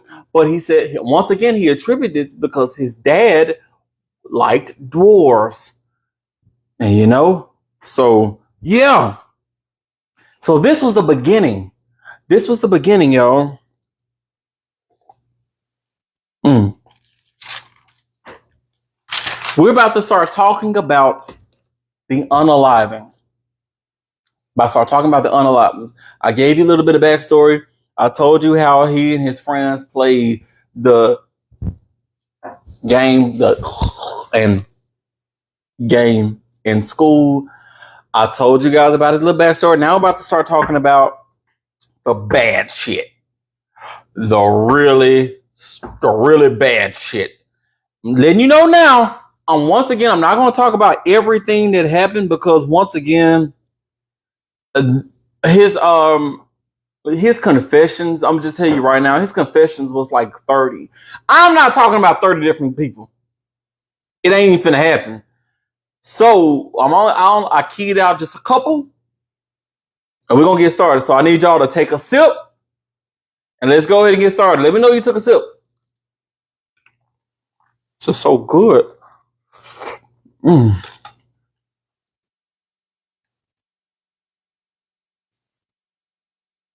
Plus size Barbie, you ain't missing enough. Sit your ass down, Barbie. Take 2 shots. This is wild. That's correct. This is wild. I'm about to get really wild. Okay. All right. So, one weekend, curiously, said it was water, but I had a sip. I'll take it. Okay. One weekend, Thomas and his 20-year-old friend, so the freak pair, they was riding around looking for dwarves, you know, because that's a completely normal thing for people to do. Who was this 20-year-old person? You know what? Once again, I'll tell you my thoughts on it at the end. So let me keep going. Now, they drove to something called a Tivoli. Now, when I Googled a Tivoli, I got a couple of different results. The first one says it was a town in Italy near Rome. I don't think that's it because these people are in Norway, Sweden. The second one said that it was an amusement park and a pleasure garden in Copenhagen, Denmark. I think Denmark and Sweden and all those are like around each other. Norway, Denmark, Sweden. I think they're like 3 of the fingers. I could be wrong. I'm not the best. But it was a pleasure garden.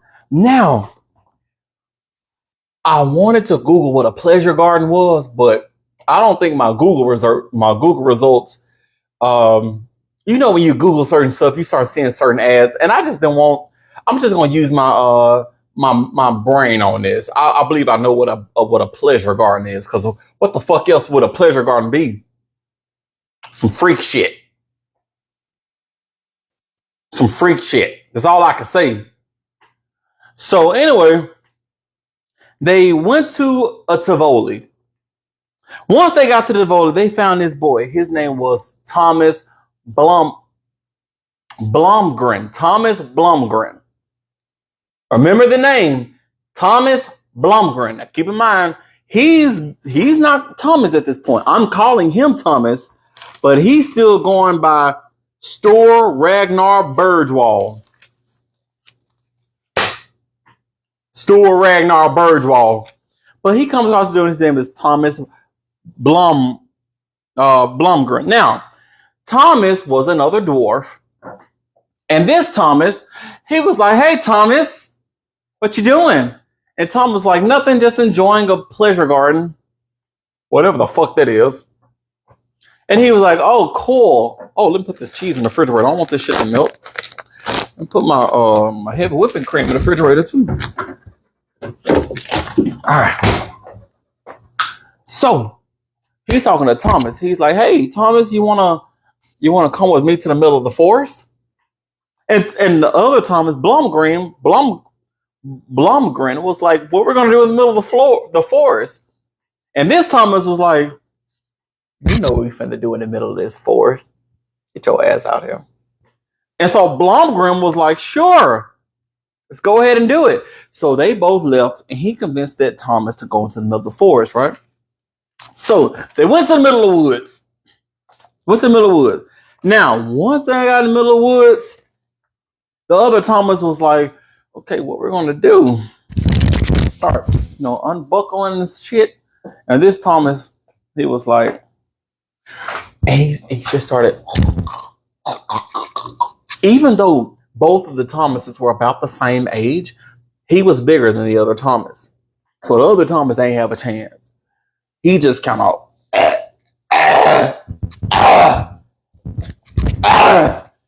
until the dude passed away.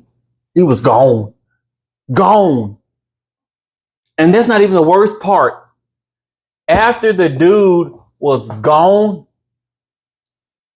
he played with his fiddle. He touched it. He rubbed it. He did a lot of things with that man's fiddle. I mean, I was like, you nasty.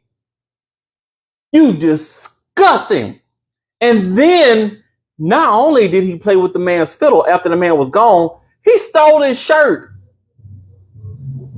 I still don't know why the man stole his shirt.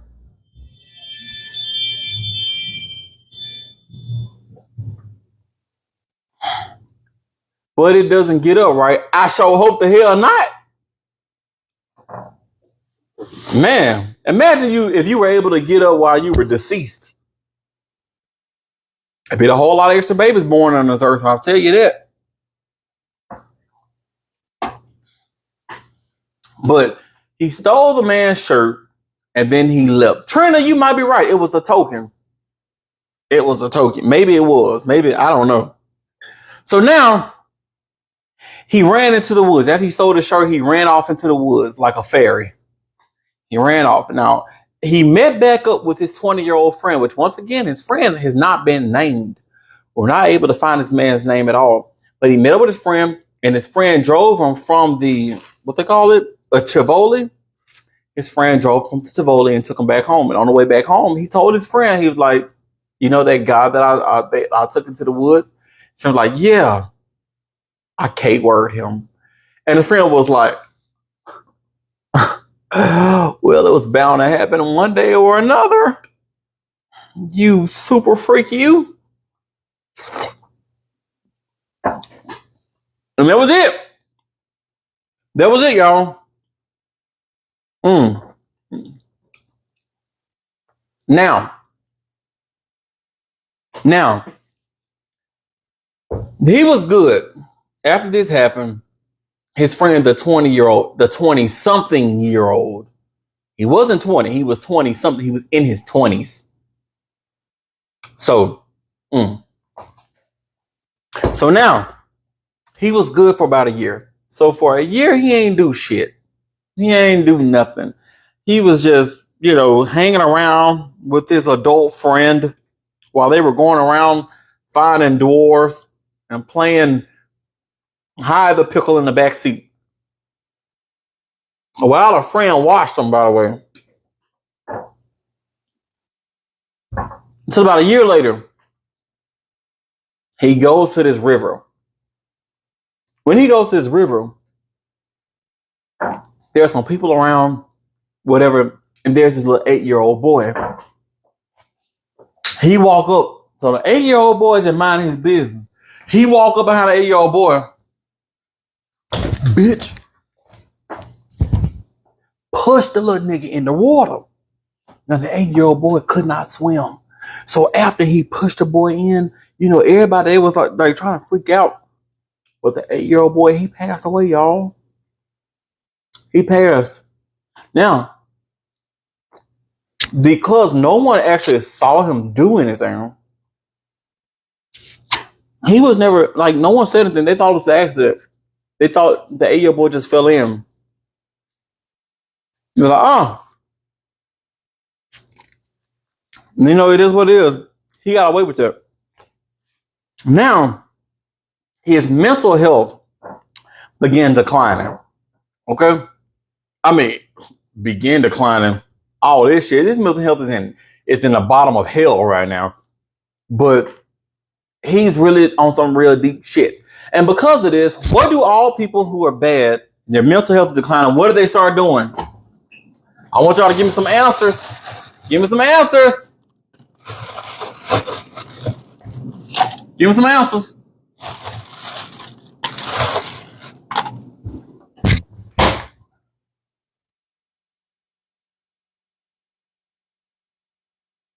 Y'all have some good answers right here. But no, I saw one person that said what it was. I see a couple of the correct answers. I'm gonna tell y'all. So people, I'm gonna drink this real cool. So now I'm gonna do Orange Crush with Golden Pineapple MD. He started utilizing substances. And y'all know utilizing substances is not good. He started utilizing substances.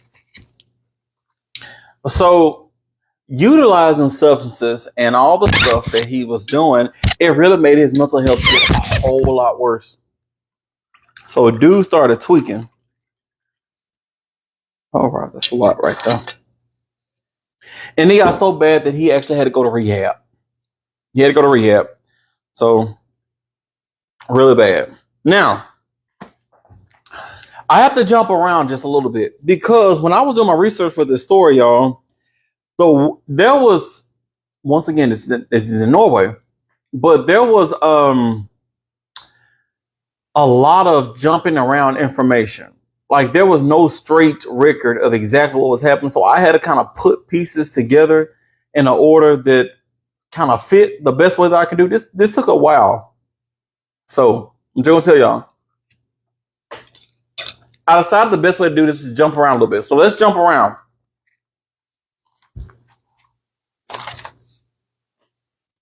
April 16th, 1967. It's a Sunday. The 13-year-old boy, his name was Alvar Larsson. Oh, just like that Larsson girl that's from Sweden right now. She's singing like Ever-ending Sun or whatever the hell it is. I like that song. But yeah, he lived on a farm called Sunslet. He lived on a farm called Sunslet. Now, his mom had woke him up about 7:30 in the morning. She said, Alvar, get your ass up, boy. We gotta go to church. And now I was like, Mom, I don't want to go to church. She said, bitch, say that shit again. He's like, oh, I'm sorry, Mom, I'm just playing.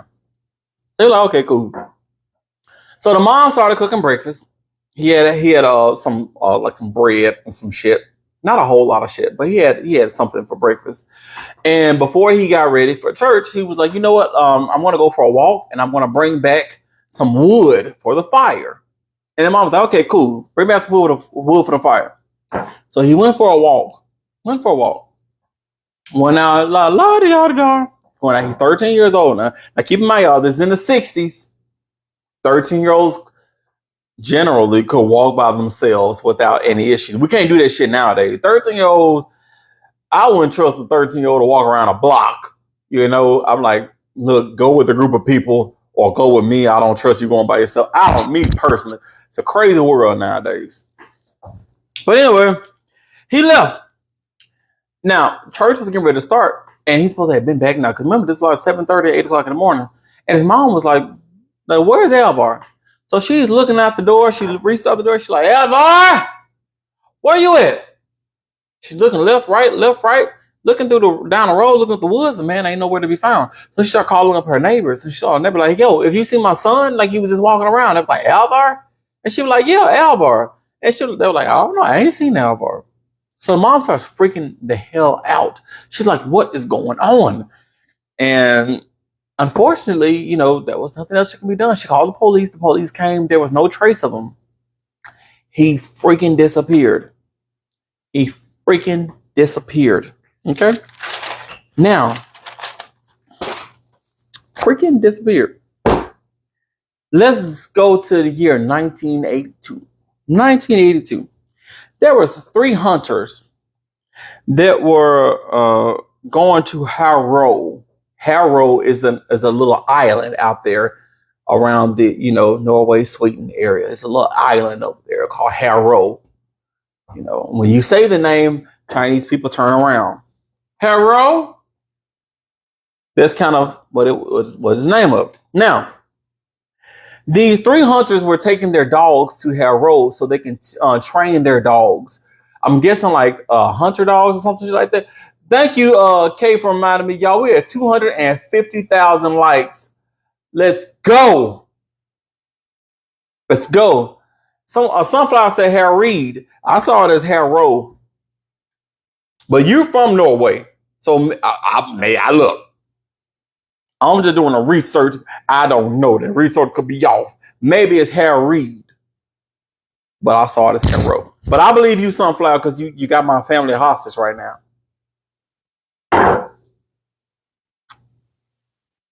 Oh, that tastes good.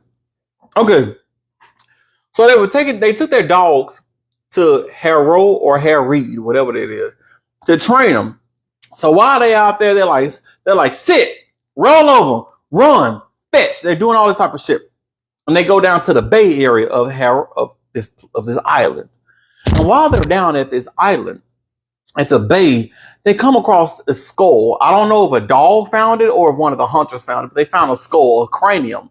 And they pick it up, and at first they're thinking that it's like an archaeological cranium. Like, oh shit, must be a Viking or some shit. So they're like looking at it, and they're like kind of intrigued. But what tipped them off that it was not an ancient or an archaeological find was they looked at the teeth. When they looked at the teeth, they saw there were fillings in the teeth, modern fillings. This ain't nothing that no Viking would have done. So that when they saw the filling, they was like, you know, we probably need to call the police. And they did just that. They went and they called the police, and the police did come to the island, and it was confirmed that it was Alvar. Now, keep in mind, y'all, this is over 15 years later. Over 15 years later. Okay? So, yeah. When Alvar initially disappeared, people actually thought that he ran away. They were like, well, he's a 13-year-old boy. You know, maybe he didn't like it being at the house. You know, he ran away. But now that they found his skull, you know, they're rethinking the runaway thing. Now, I kind of read into some theories about what they actually thought you know, happened to Alvar after they found his skull. One thing is, they were initially thinking like maybe he got on a boat and he ran away, but there was like a ledger of all the boats that was there, and all the boats were accounted for except for one boat. So they're thinking that Alvaro had got on a boat and then he went out, but they were like, well, he didn't know how to swim, so why would he get on a boat if he couldn't swim? And it was a whole lot of convolution that went on with that, but in the end, as we can all guess, this guy did it. Now, when he actually did it, is the part that I was having a hard time figuring out. But we're going to get to it. We're going to get to it. Let's keep going. Let's keep going. Now, we're going to jump. That was 1982. Let's jump to 1988. 1988. There was this 9-year-old girl. Her name was Terese. I think it's called Terese. Therese.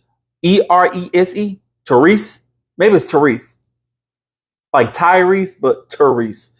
Therese Johannesson. Now, Therese was a 9-year-old girl, and she went missing from Fjell, Norway, and it's spelled Fjell, Fjell, I believe. Maybe it's all jail, I don't know. Fjell, Norway. So she was 9 years old. She went missing. The family didn't know what the fuck happened to this girl. Girl just vanished. All right. Now, 10 years later, the police found bone fragments. And the bone fragments, it tied to Thomas. And it was at Thomas's word that these bone fragments were found. We're going to talk more about that in just a minute. Just follow with me. Like I told you, there's a lot of different people in this story. Okay. And I'm not going to talk about everybody. Just follow me. Okay. At some point, Thomas became a medic. Now keep in mind, all these connections, Thomas was not a suspect. At this point in time, he was not a suspect. Even though I'm talking about him, even though they're all listed, he was not a suspect at this point in time. They don't know who's doing this shit. They just found a body here, a skull there, a bone fragment here, whatever. So now, at some point in time, Thomas became a medic. And yes, a medic. When I saw that, I said, what the fuck? Why do these people always, and y'all know one thing before I even talk about that, before he became a medic, y'all know he was initially looking to become a priest. A priest. He was looking to be a priest first. He never became a priest, thank God. But he was looking to be a priest. I ain't even mentioned that. But the nigga was looking to be a priest. I was like, oh God, please don't let the man become a priest. They're like, he never became a priest. He changed. Like, oh, thank God. We don't need no more bad press. We just don't need it. But anyway, at some point he became a medic. Now, so he's around doing whatever medics do, checking pulses and resuscitations and all that shit. Now, one day there was a boy that was in his care. It was a little boy. The little boy was just sitting there, laying down, whatever, he was asleep. Thomas walked in while the boy was asleep. Started the boy while the boy was asleep. So the boy wakes up because his hands are around his neck. And the boy starts fighting for his life, right? He's sitting there fighting like, now, I'm not sure exactly what happened with it. There's not a whole lot of information on if somebody called him or if he just stopped what happened. But he did not take the boy out. The boy survived. As a matter of fact, the boy didn't even tell anybody what happened. What happened is after he tried to do this to the boy, he went and told a priest. Okay, he went and told a priest. The priest called the police, and then the police had arrested him and put him in a psych ward, put him in a crazy person. Yeah, put him in a crazy person home. Y'all, we're at 269,000 likes. Thank you so much. Let's go ahead and get that up. Let's get that up. All right. He was charged for attempted unaliving for the little boy, once again. And he was sentenced to a psych ward for 3 years. Now, during those 3 years in this psych ward, the security was terrible. And they let this man just get out and roam about whatever he wanted to do. And that is actually a really bad thing. Because one day, when he left, while he was out, just security, they let this man walk out. I don't know. I guess Norway, because Norway is considered like one of the nicest places to live, or is it Sweden? It's supposed to be better than America. But anyway, dude's up there in Norway and in a psych ward, and he walks up to the security and was like, hey, man, let me leave. And the security is like, sure, nigga, you want to leave? Here's the key. So they just let the man walk out, and while he's gone, he takes out another dude. Takes him out. there isn't a whole lot of information on this taken out. But once again, y'all, we're gonna circle back. We're gonna circle back to all this at the end, okay? So just follow me. So while he's out, he takes somebody else out, right? And comes back like ain't nothing happened. Okay? No one found out. Now we in 1990. Now keep in mind, y'all, the only thing he's ever been in trouble for at this point in time is just the attempted unaliving of that boy while he was a medic. He ain't been caught for shit. Ain't nobody said shit about nothing. So he just, a free man out there taking people out. In 1990, we found in 1990, he's 40 years old. At 40 years old, this old ass man befriends a 16-year-old boy. A 16-year-old boy. What 40-year-old needs to be hanging with a 16-year-old? So he's hanging with a 16-year-old boy, right? A thug, both of them. And, they were kind of hunkering for money. So the 16-year-old was like, hey, and he's still going by his first name, which was, Burnham? What this man's name is? It's such an ugly name. Stewart? Not even Stewart. Stewart. So this 16-year-old boy is hanging with him. He's like, hey, Stewart, I need money. And Stewart was like, you know what? He's not old at 40, but he's too old to be hanging with a 16-year-old is what I'm saying. Let me repeat it, because I ain't too far from 40.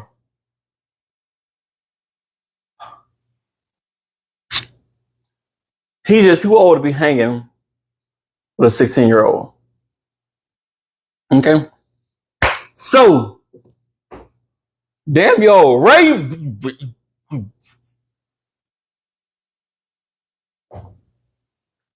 Hey now. I still got a little ways to go. All right.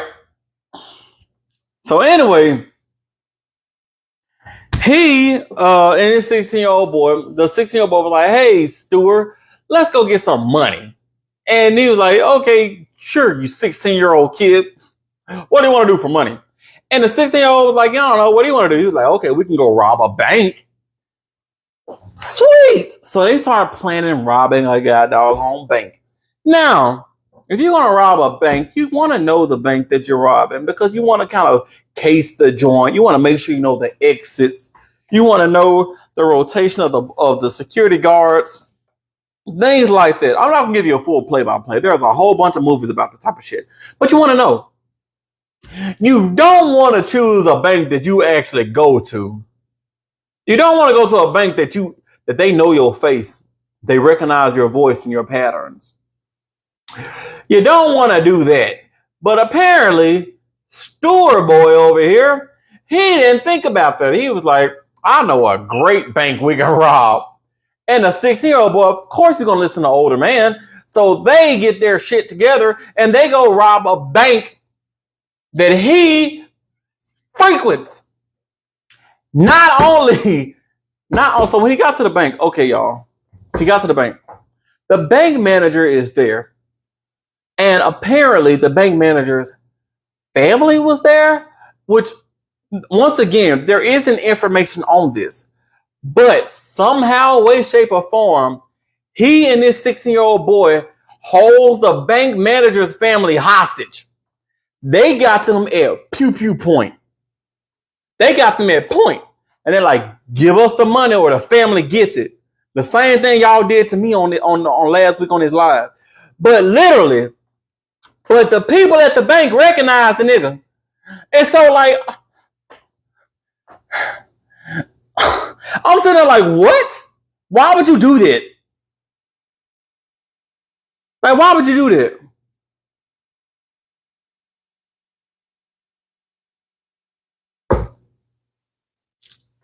I was like, hold up, bruh. Why would you do like I'm seriously sitting there saying, like, why would you do that, man?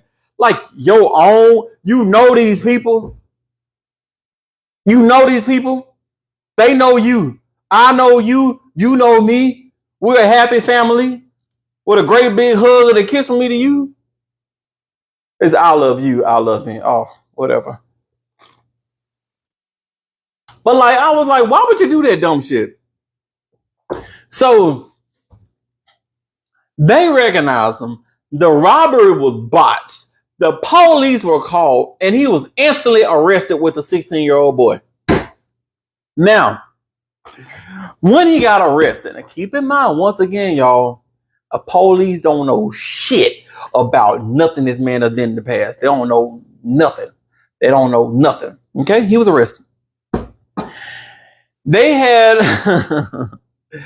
they sentenced him to go to another psych ward, or one thing said a psych ward, one thing said they sent him to prison.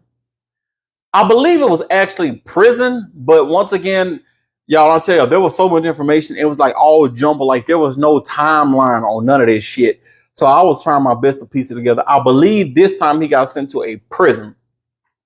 Whatever he was sent to, obviously he felt that he belonged there, because after he was sentenced, he realized that his time was running out and they were getting ready to release him. He, while he was locked up, was like, you know what? I don't need to be let out this bitch. He literally was saying, like, that was literally him saying, I don't need to be let out. So he started to confessing to a whole bunch of shit. And once again, that he was not even a suspect to. Okay. So let's go over a couple of confessions. Once again, there was about 30. There was at least 30. Could have been over, but it was at least 30.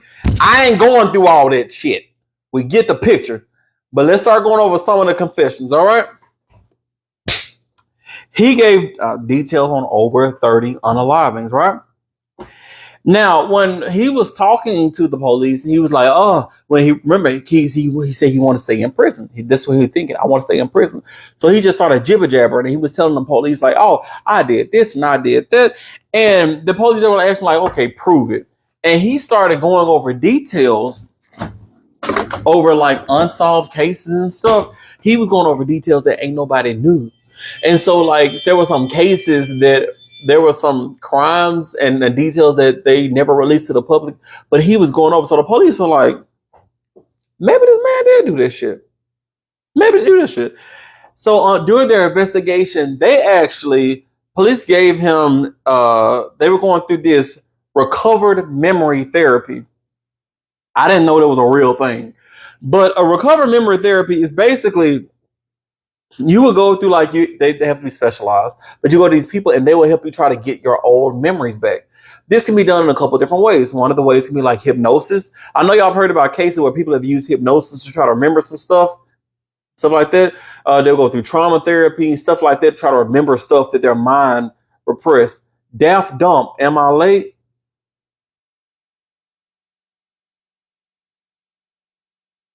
So when you're doing recovery therapy, you're doing a lot of stuff. You're doing a lot of stuff trying to remember some old shit. One of the things that that they did benzodiazepine. Oh no, benzodiazepine. Excuse me, benzodiazepines. So apparently benzodiazepines are some type of medicine that you can take and it helps you relieve like anxiety, helps you clear your mind. And apparently when you pair that with recovered memory therapy, it can help you remember shit that your mind has lost. The reason why they was doing this is because he was confessing to a lot of stuff, but some of the stuff that he was confessing to,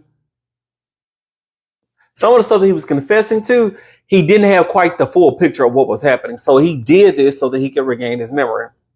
All right. So,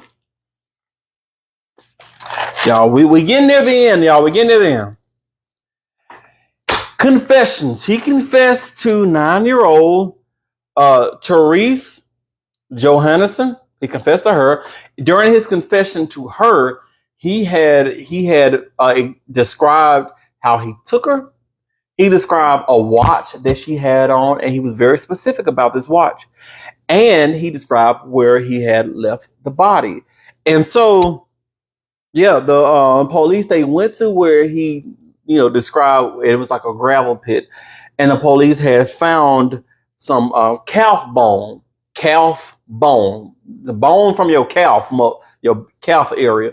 They found some bone. We had 300,000 likes. That, y'all.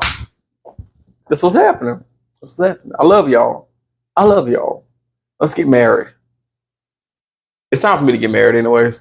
I guess. I've been holding that off for a few years. Anyway, 294 shares. Thank you, because I don't see that. I don't see that. But let's keep going, y'all. Let's keep going, because we almost done with this story. I don't want to hold y'all up. So they found a bone from the calf area. It's like a little bone. So the police got there, like, yeah, we got bone. And, you know, he said this is where the body is. We got him. He confessed to taking out 2 African refugees. There was 2 refugees that had actually showed up at some point in time.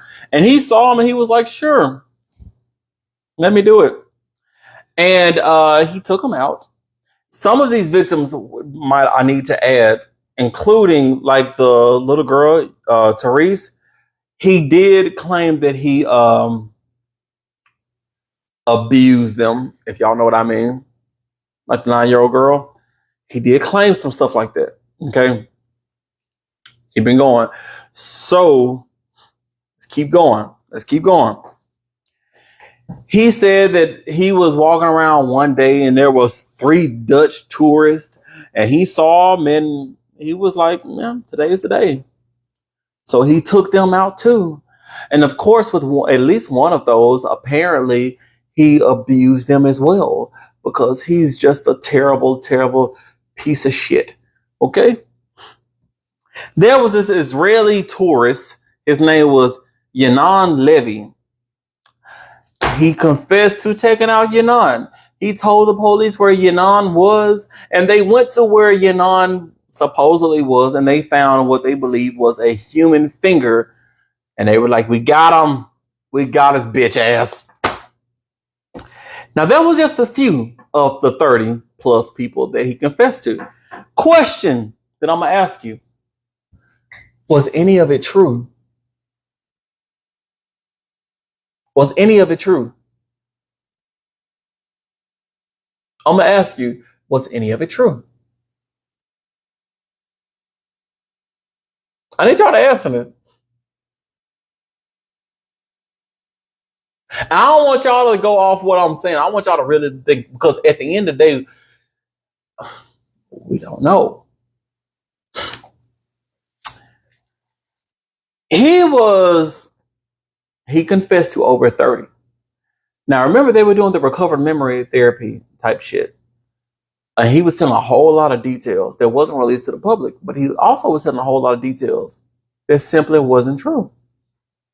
Simply was not true. Literally impossible.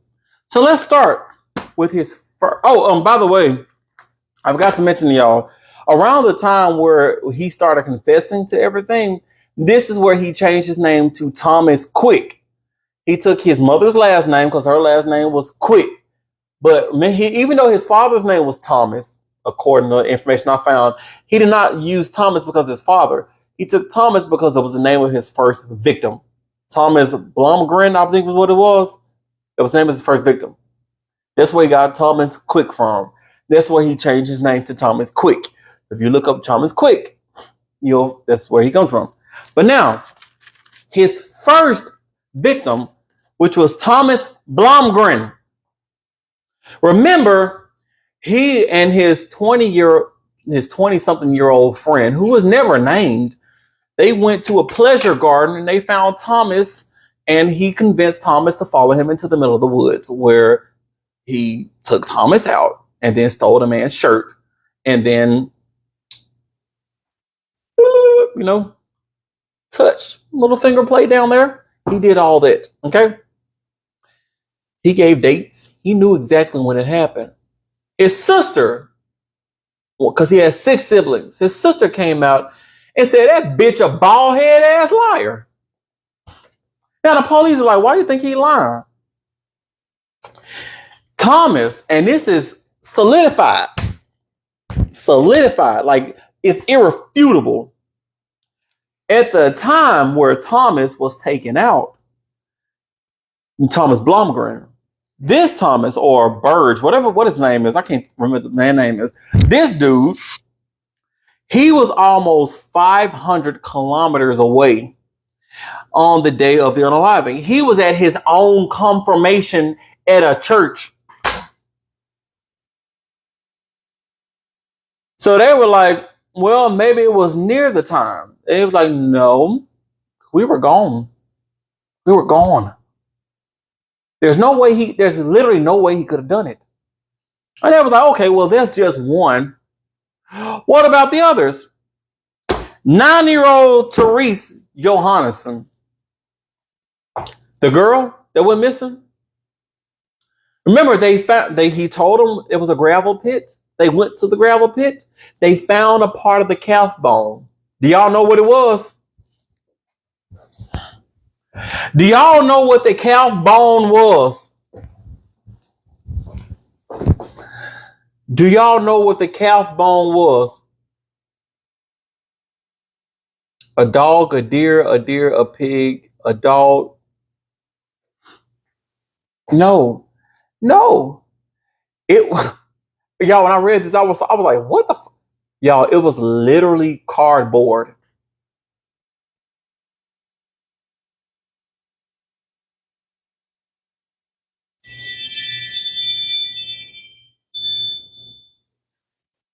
It was cardboard. Press board.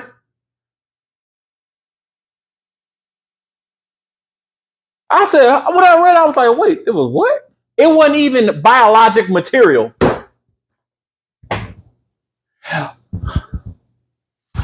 So they threw that one out. And so now they're like, okay, well, what about the 2 African refugees?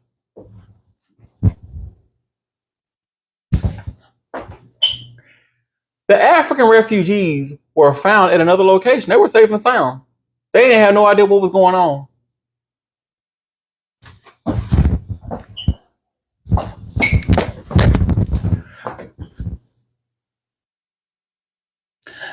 And then let's talk about the Israeli. Y'all, it keeps getting worse. The Israeli tourist Yanon Levy. So remember, they said they found a human finger bone.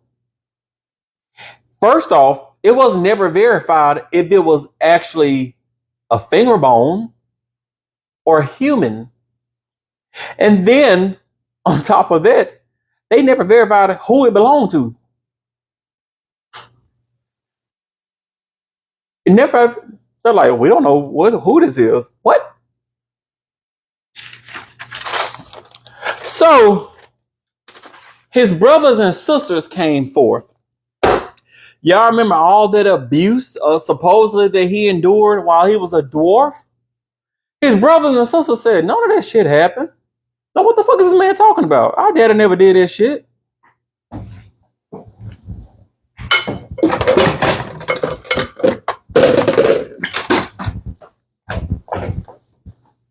He lied about that too, y'all.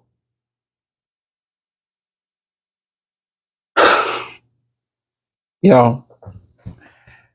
In the end, let's go. Let me keep going. Let me keep going, y'all. We keep going. So, out of all 30 confessions, he was convicted of like 8 of them. He was convicted of like 8. They gave him 8. But all 8 were overturned because there was literally no evidence suggesting that he did anything.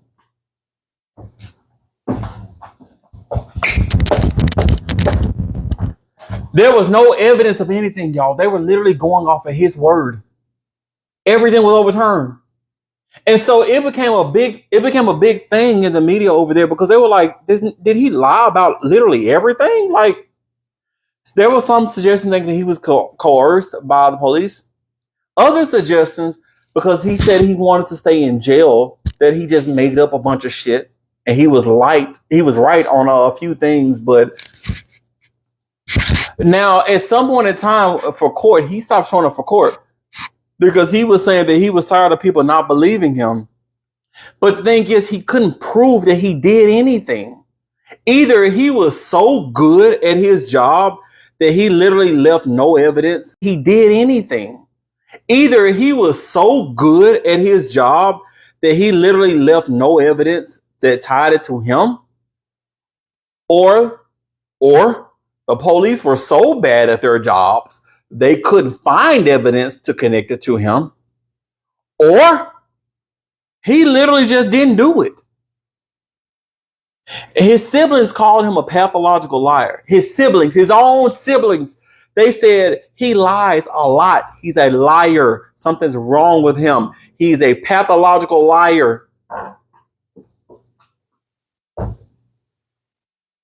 So now we're sitting here after 30 plus confessions. Now, keep in mind, remember, y'all, some of the stuff that he confessed to, he actually gave details that was not given to the public. So there was no way a person would have known details on some of the cases that he described, you know? And as a matter of fact, one of the cases, and I didn't write it down, there was one particular case that he confessed to, but the statute of limitations had gone. It was over the statute of limitations, so they couldn't even do anything to him about that. It was like I want to say like 15 or so years later. It wasn't the one about the boy. I don't believe it was another one. And it was like whatever it was, they said the statute of limitations was gone, so they couldn't do it, but they listed the case as closed. But even then, they never found any evidence that he actually did it. They never found any evidence. They're literally just going off what this man is telling them. So, as of today, 2025, he's a free man. He's a free man. That makes sense, because why the little boy didn't tell that he was choked? I mean, he went to court and he had to go to a psych ward, so maybe the little boy did confess to it. Because remember, he was convicted of attempted, but he never did it. He's a free man. He's a free man, y'all. He's a free man. The man is out. There are news articles that said he's released. He's free. He's free among us. After all that shit. He's 70 something, because he was born in 1950. He's 75 now.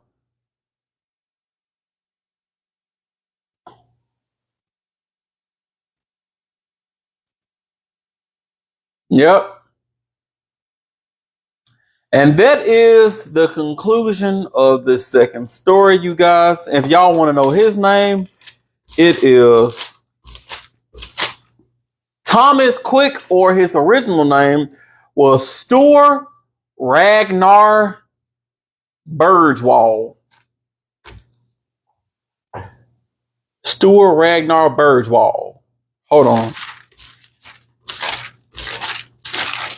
You ain't gonna be able to read my handwriting. Let me write it down here. I'm gonna write it down. Somebody said, can you write it down? Stuart Ragnar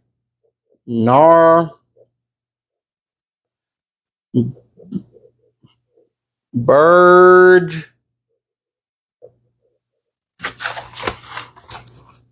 Oh gosh, it's backwards. Hold on, let me see if I can write it backwards.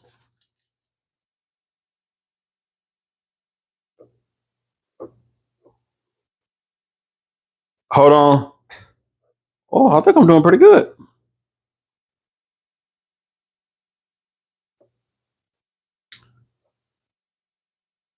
Hold on.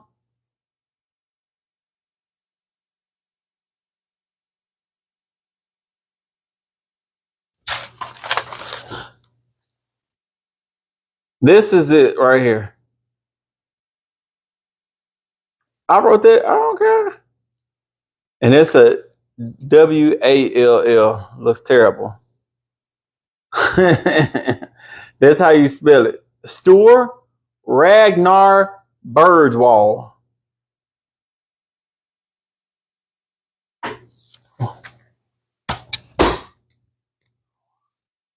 All right. Too many consonants. You got that on right. Too many consonants. All right, y'all. You're very welcome, sweetie. I appreciate you. Man, tell me going lie tonight. I missed everything. I was at work. I ain't going to lie tonight. I ain't going to lie tonight. I mean, I ain't going to lie tonight.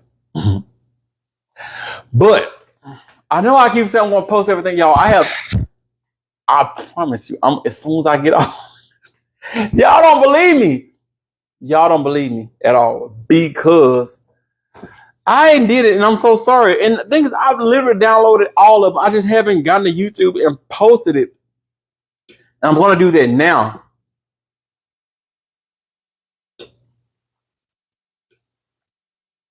All right, little twin, where you been out there? I didn't see you at all. All right, y'all. I'm about to eat. I'm probably going to my backyard, sit on my deck, or maybe get on my hammock back there, light the fire pit, and drink my day away. Oh, wait, I got to upload this. I'm going to do that first. And then I'm going to go do that. How did this episode turn out? Great, actually. I got to reheat it now because it's getting kind of cold because I've been sitting there talking to y'all instead of eating. Oh, y'all, it tastes so freaking good. Yeah, no. I ain't gonna lie. I can cook.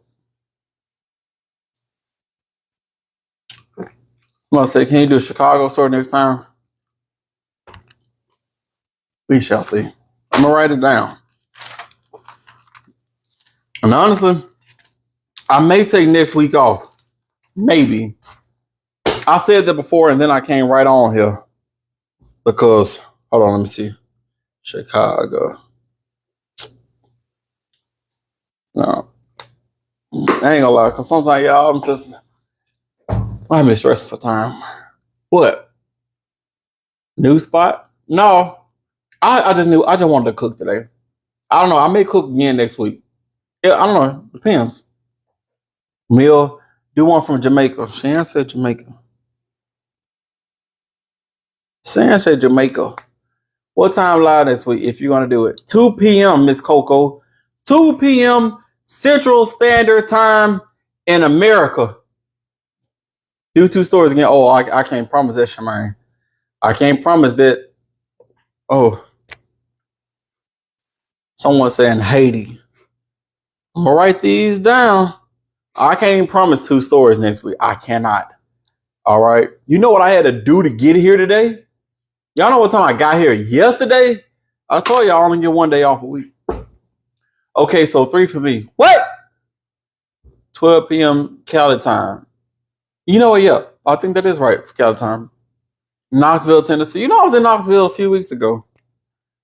Real mountainy up there. Knoxville.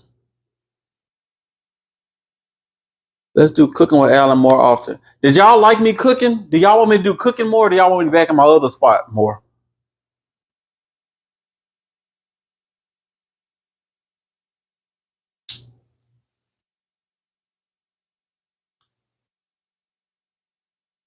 Mix it up. Both.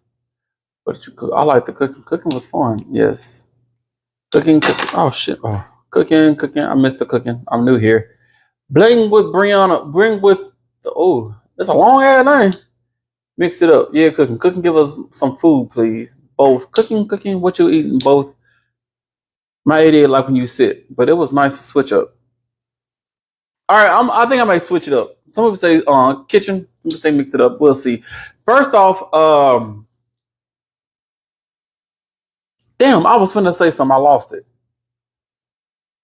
Do one in the backyard by the fire pit. If I do the fire pit, it's gonna be at night. Now, when it gets darker and I can get it some time here, I would definitely do one by the fire pit. And it'd be like a horror story, like a scary, possession by the devil type shit. Go on your deck. Maybe, but if I go on my deck, y'all will see where I live. And I ain't trying to show people where I live. Because you can see straight out, to the streets and the houses and shit back there. Halloween coming up. Yes, October. Oh, it's marshmallow. I'm thinking about having a Halloween party at my house. And I think I'm going to do a mechanical bull in my backyard. So I'm gonna make a mechanical bull fire pit. I got my projector already back there with a projector screen. Uh, I'll have my grill, big barbecuing and grilling. To have my family over. I think I can definitely do that. You can do horror stories.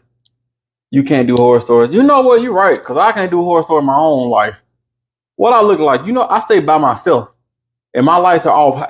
Literally, all my lights are off except for this thing right here, and it stays like this all night, all day. I don't have my lights on. You think I want to be scared of the dark? No. All right, y'all. I'm about to go eat. I love y'all. I appreciate y'all for being here. Make sure y'all hit my DMs. I'm going right to the computer right now to upload some of the older videos, the ones we did over the last month. All right? I love y'all. Peace out. Bye. All right, turn this shit off.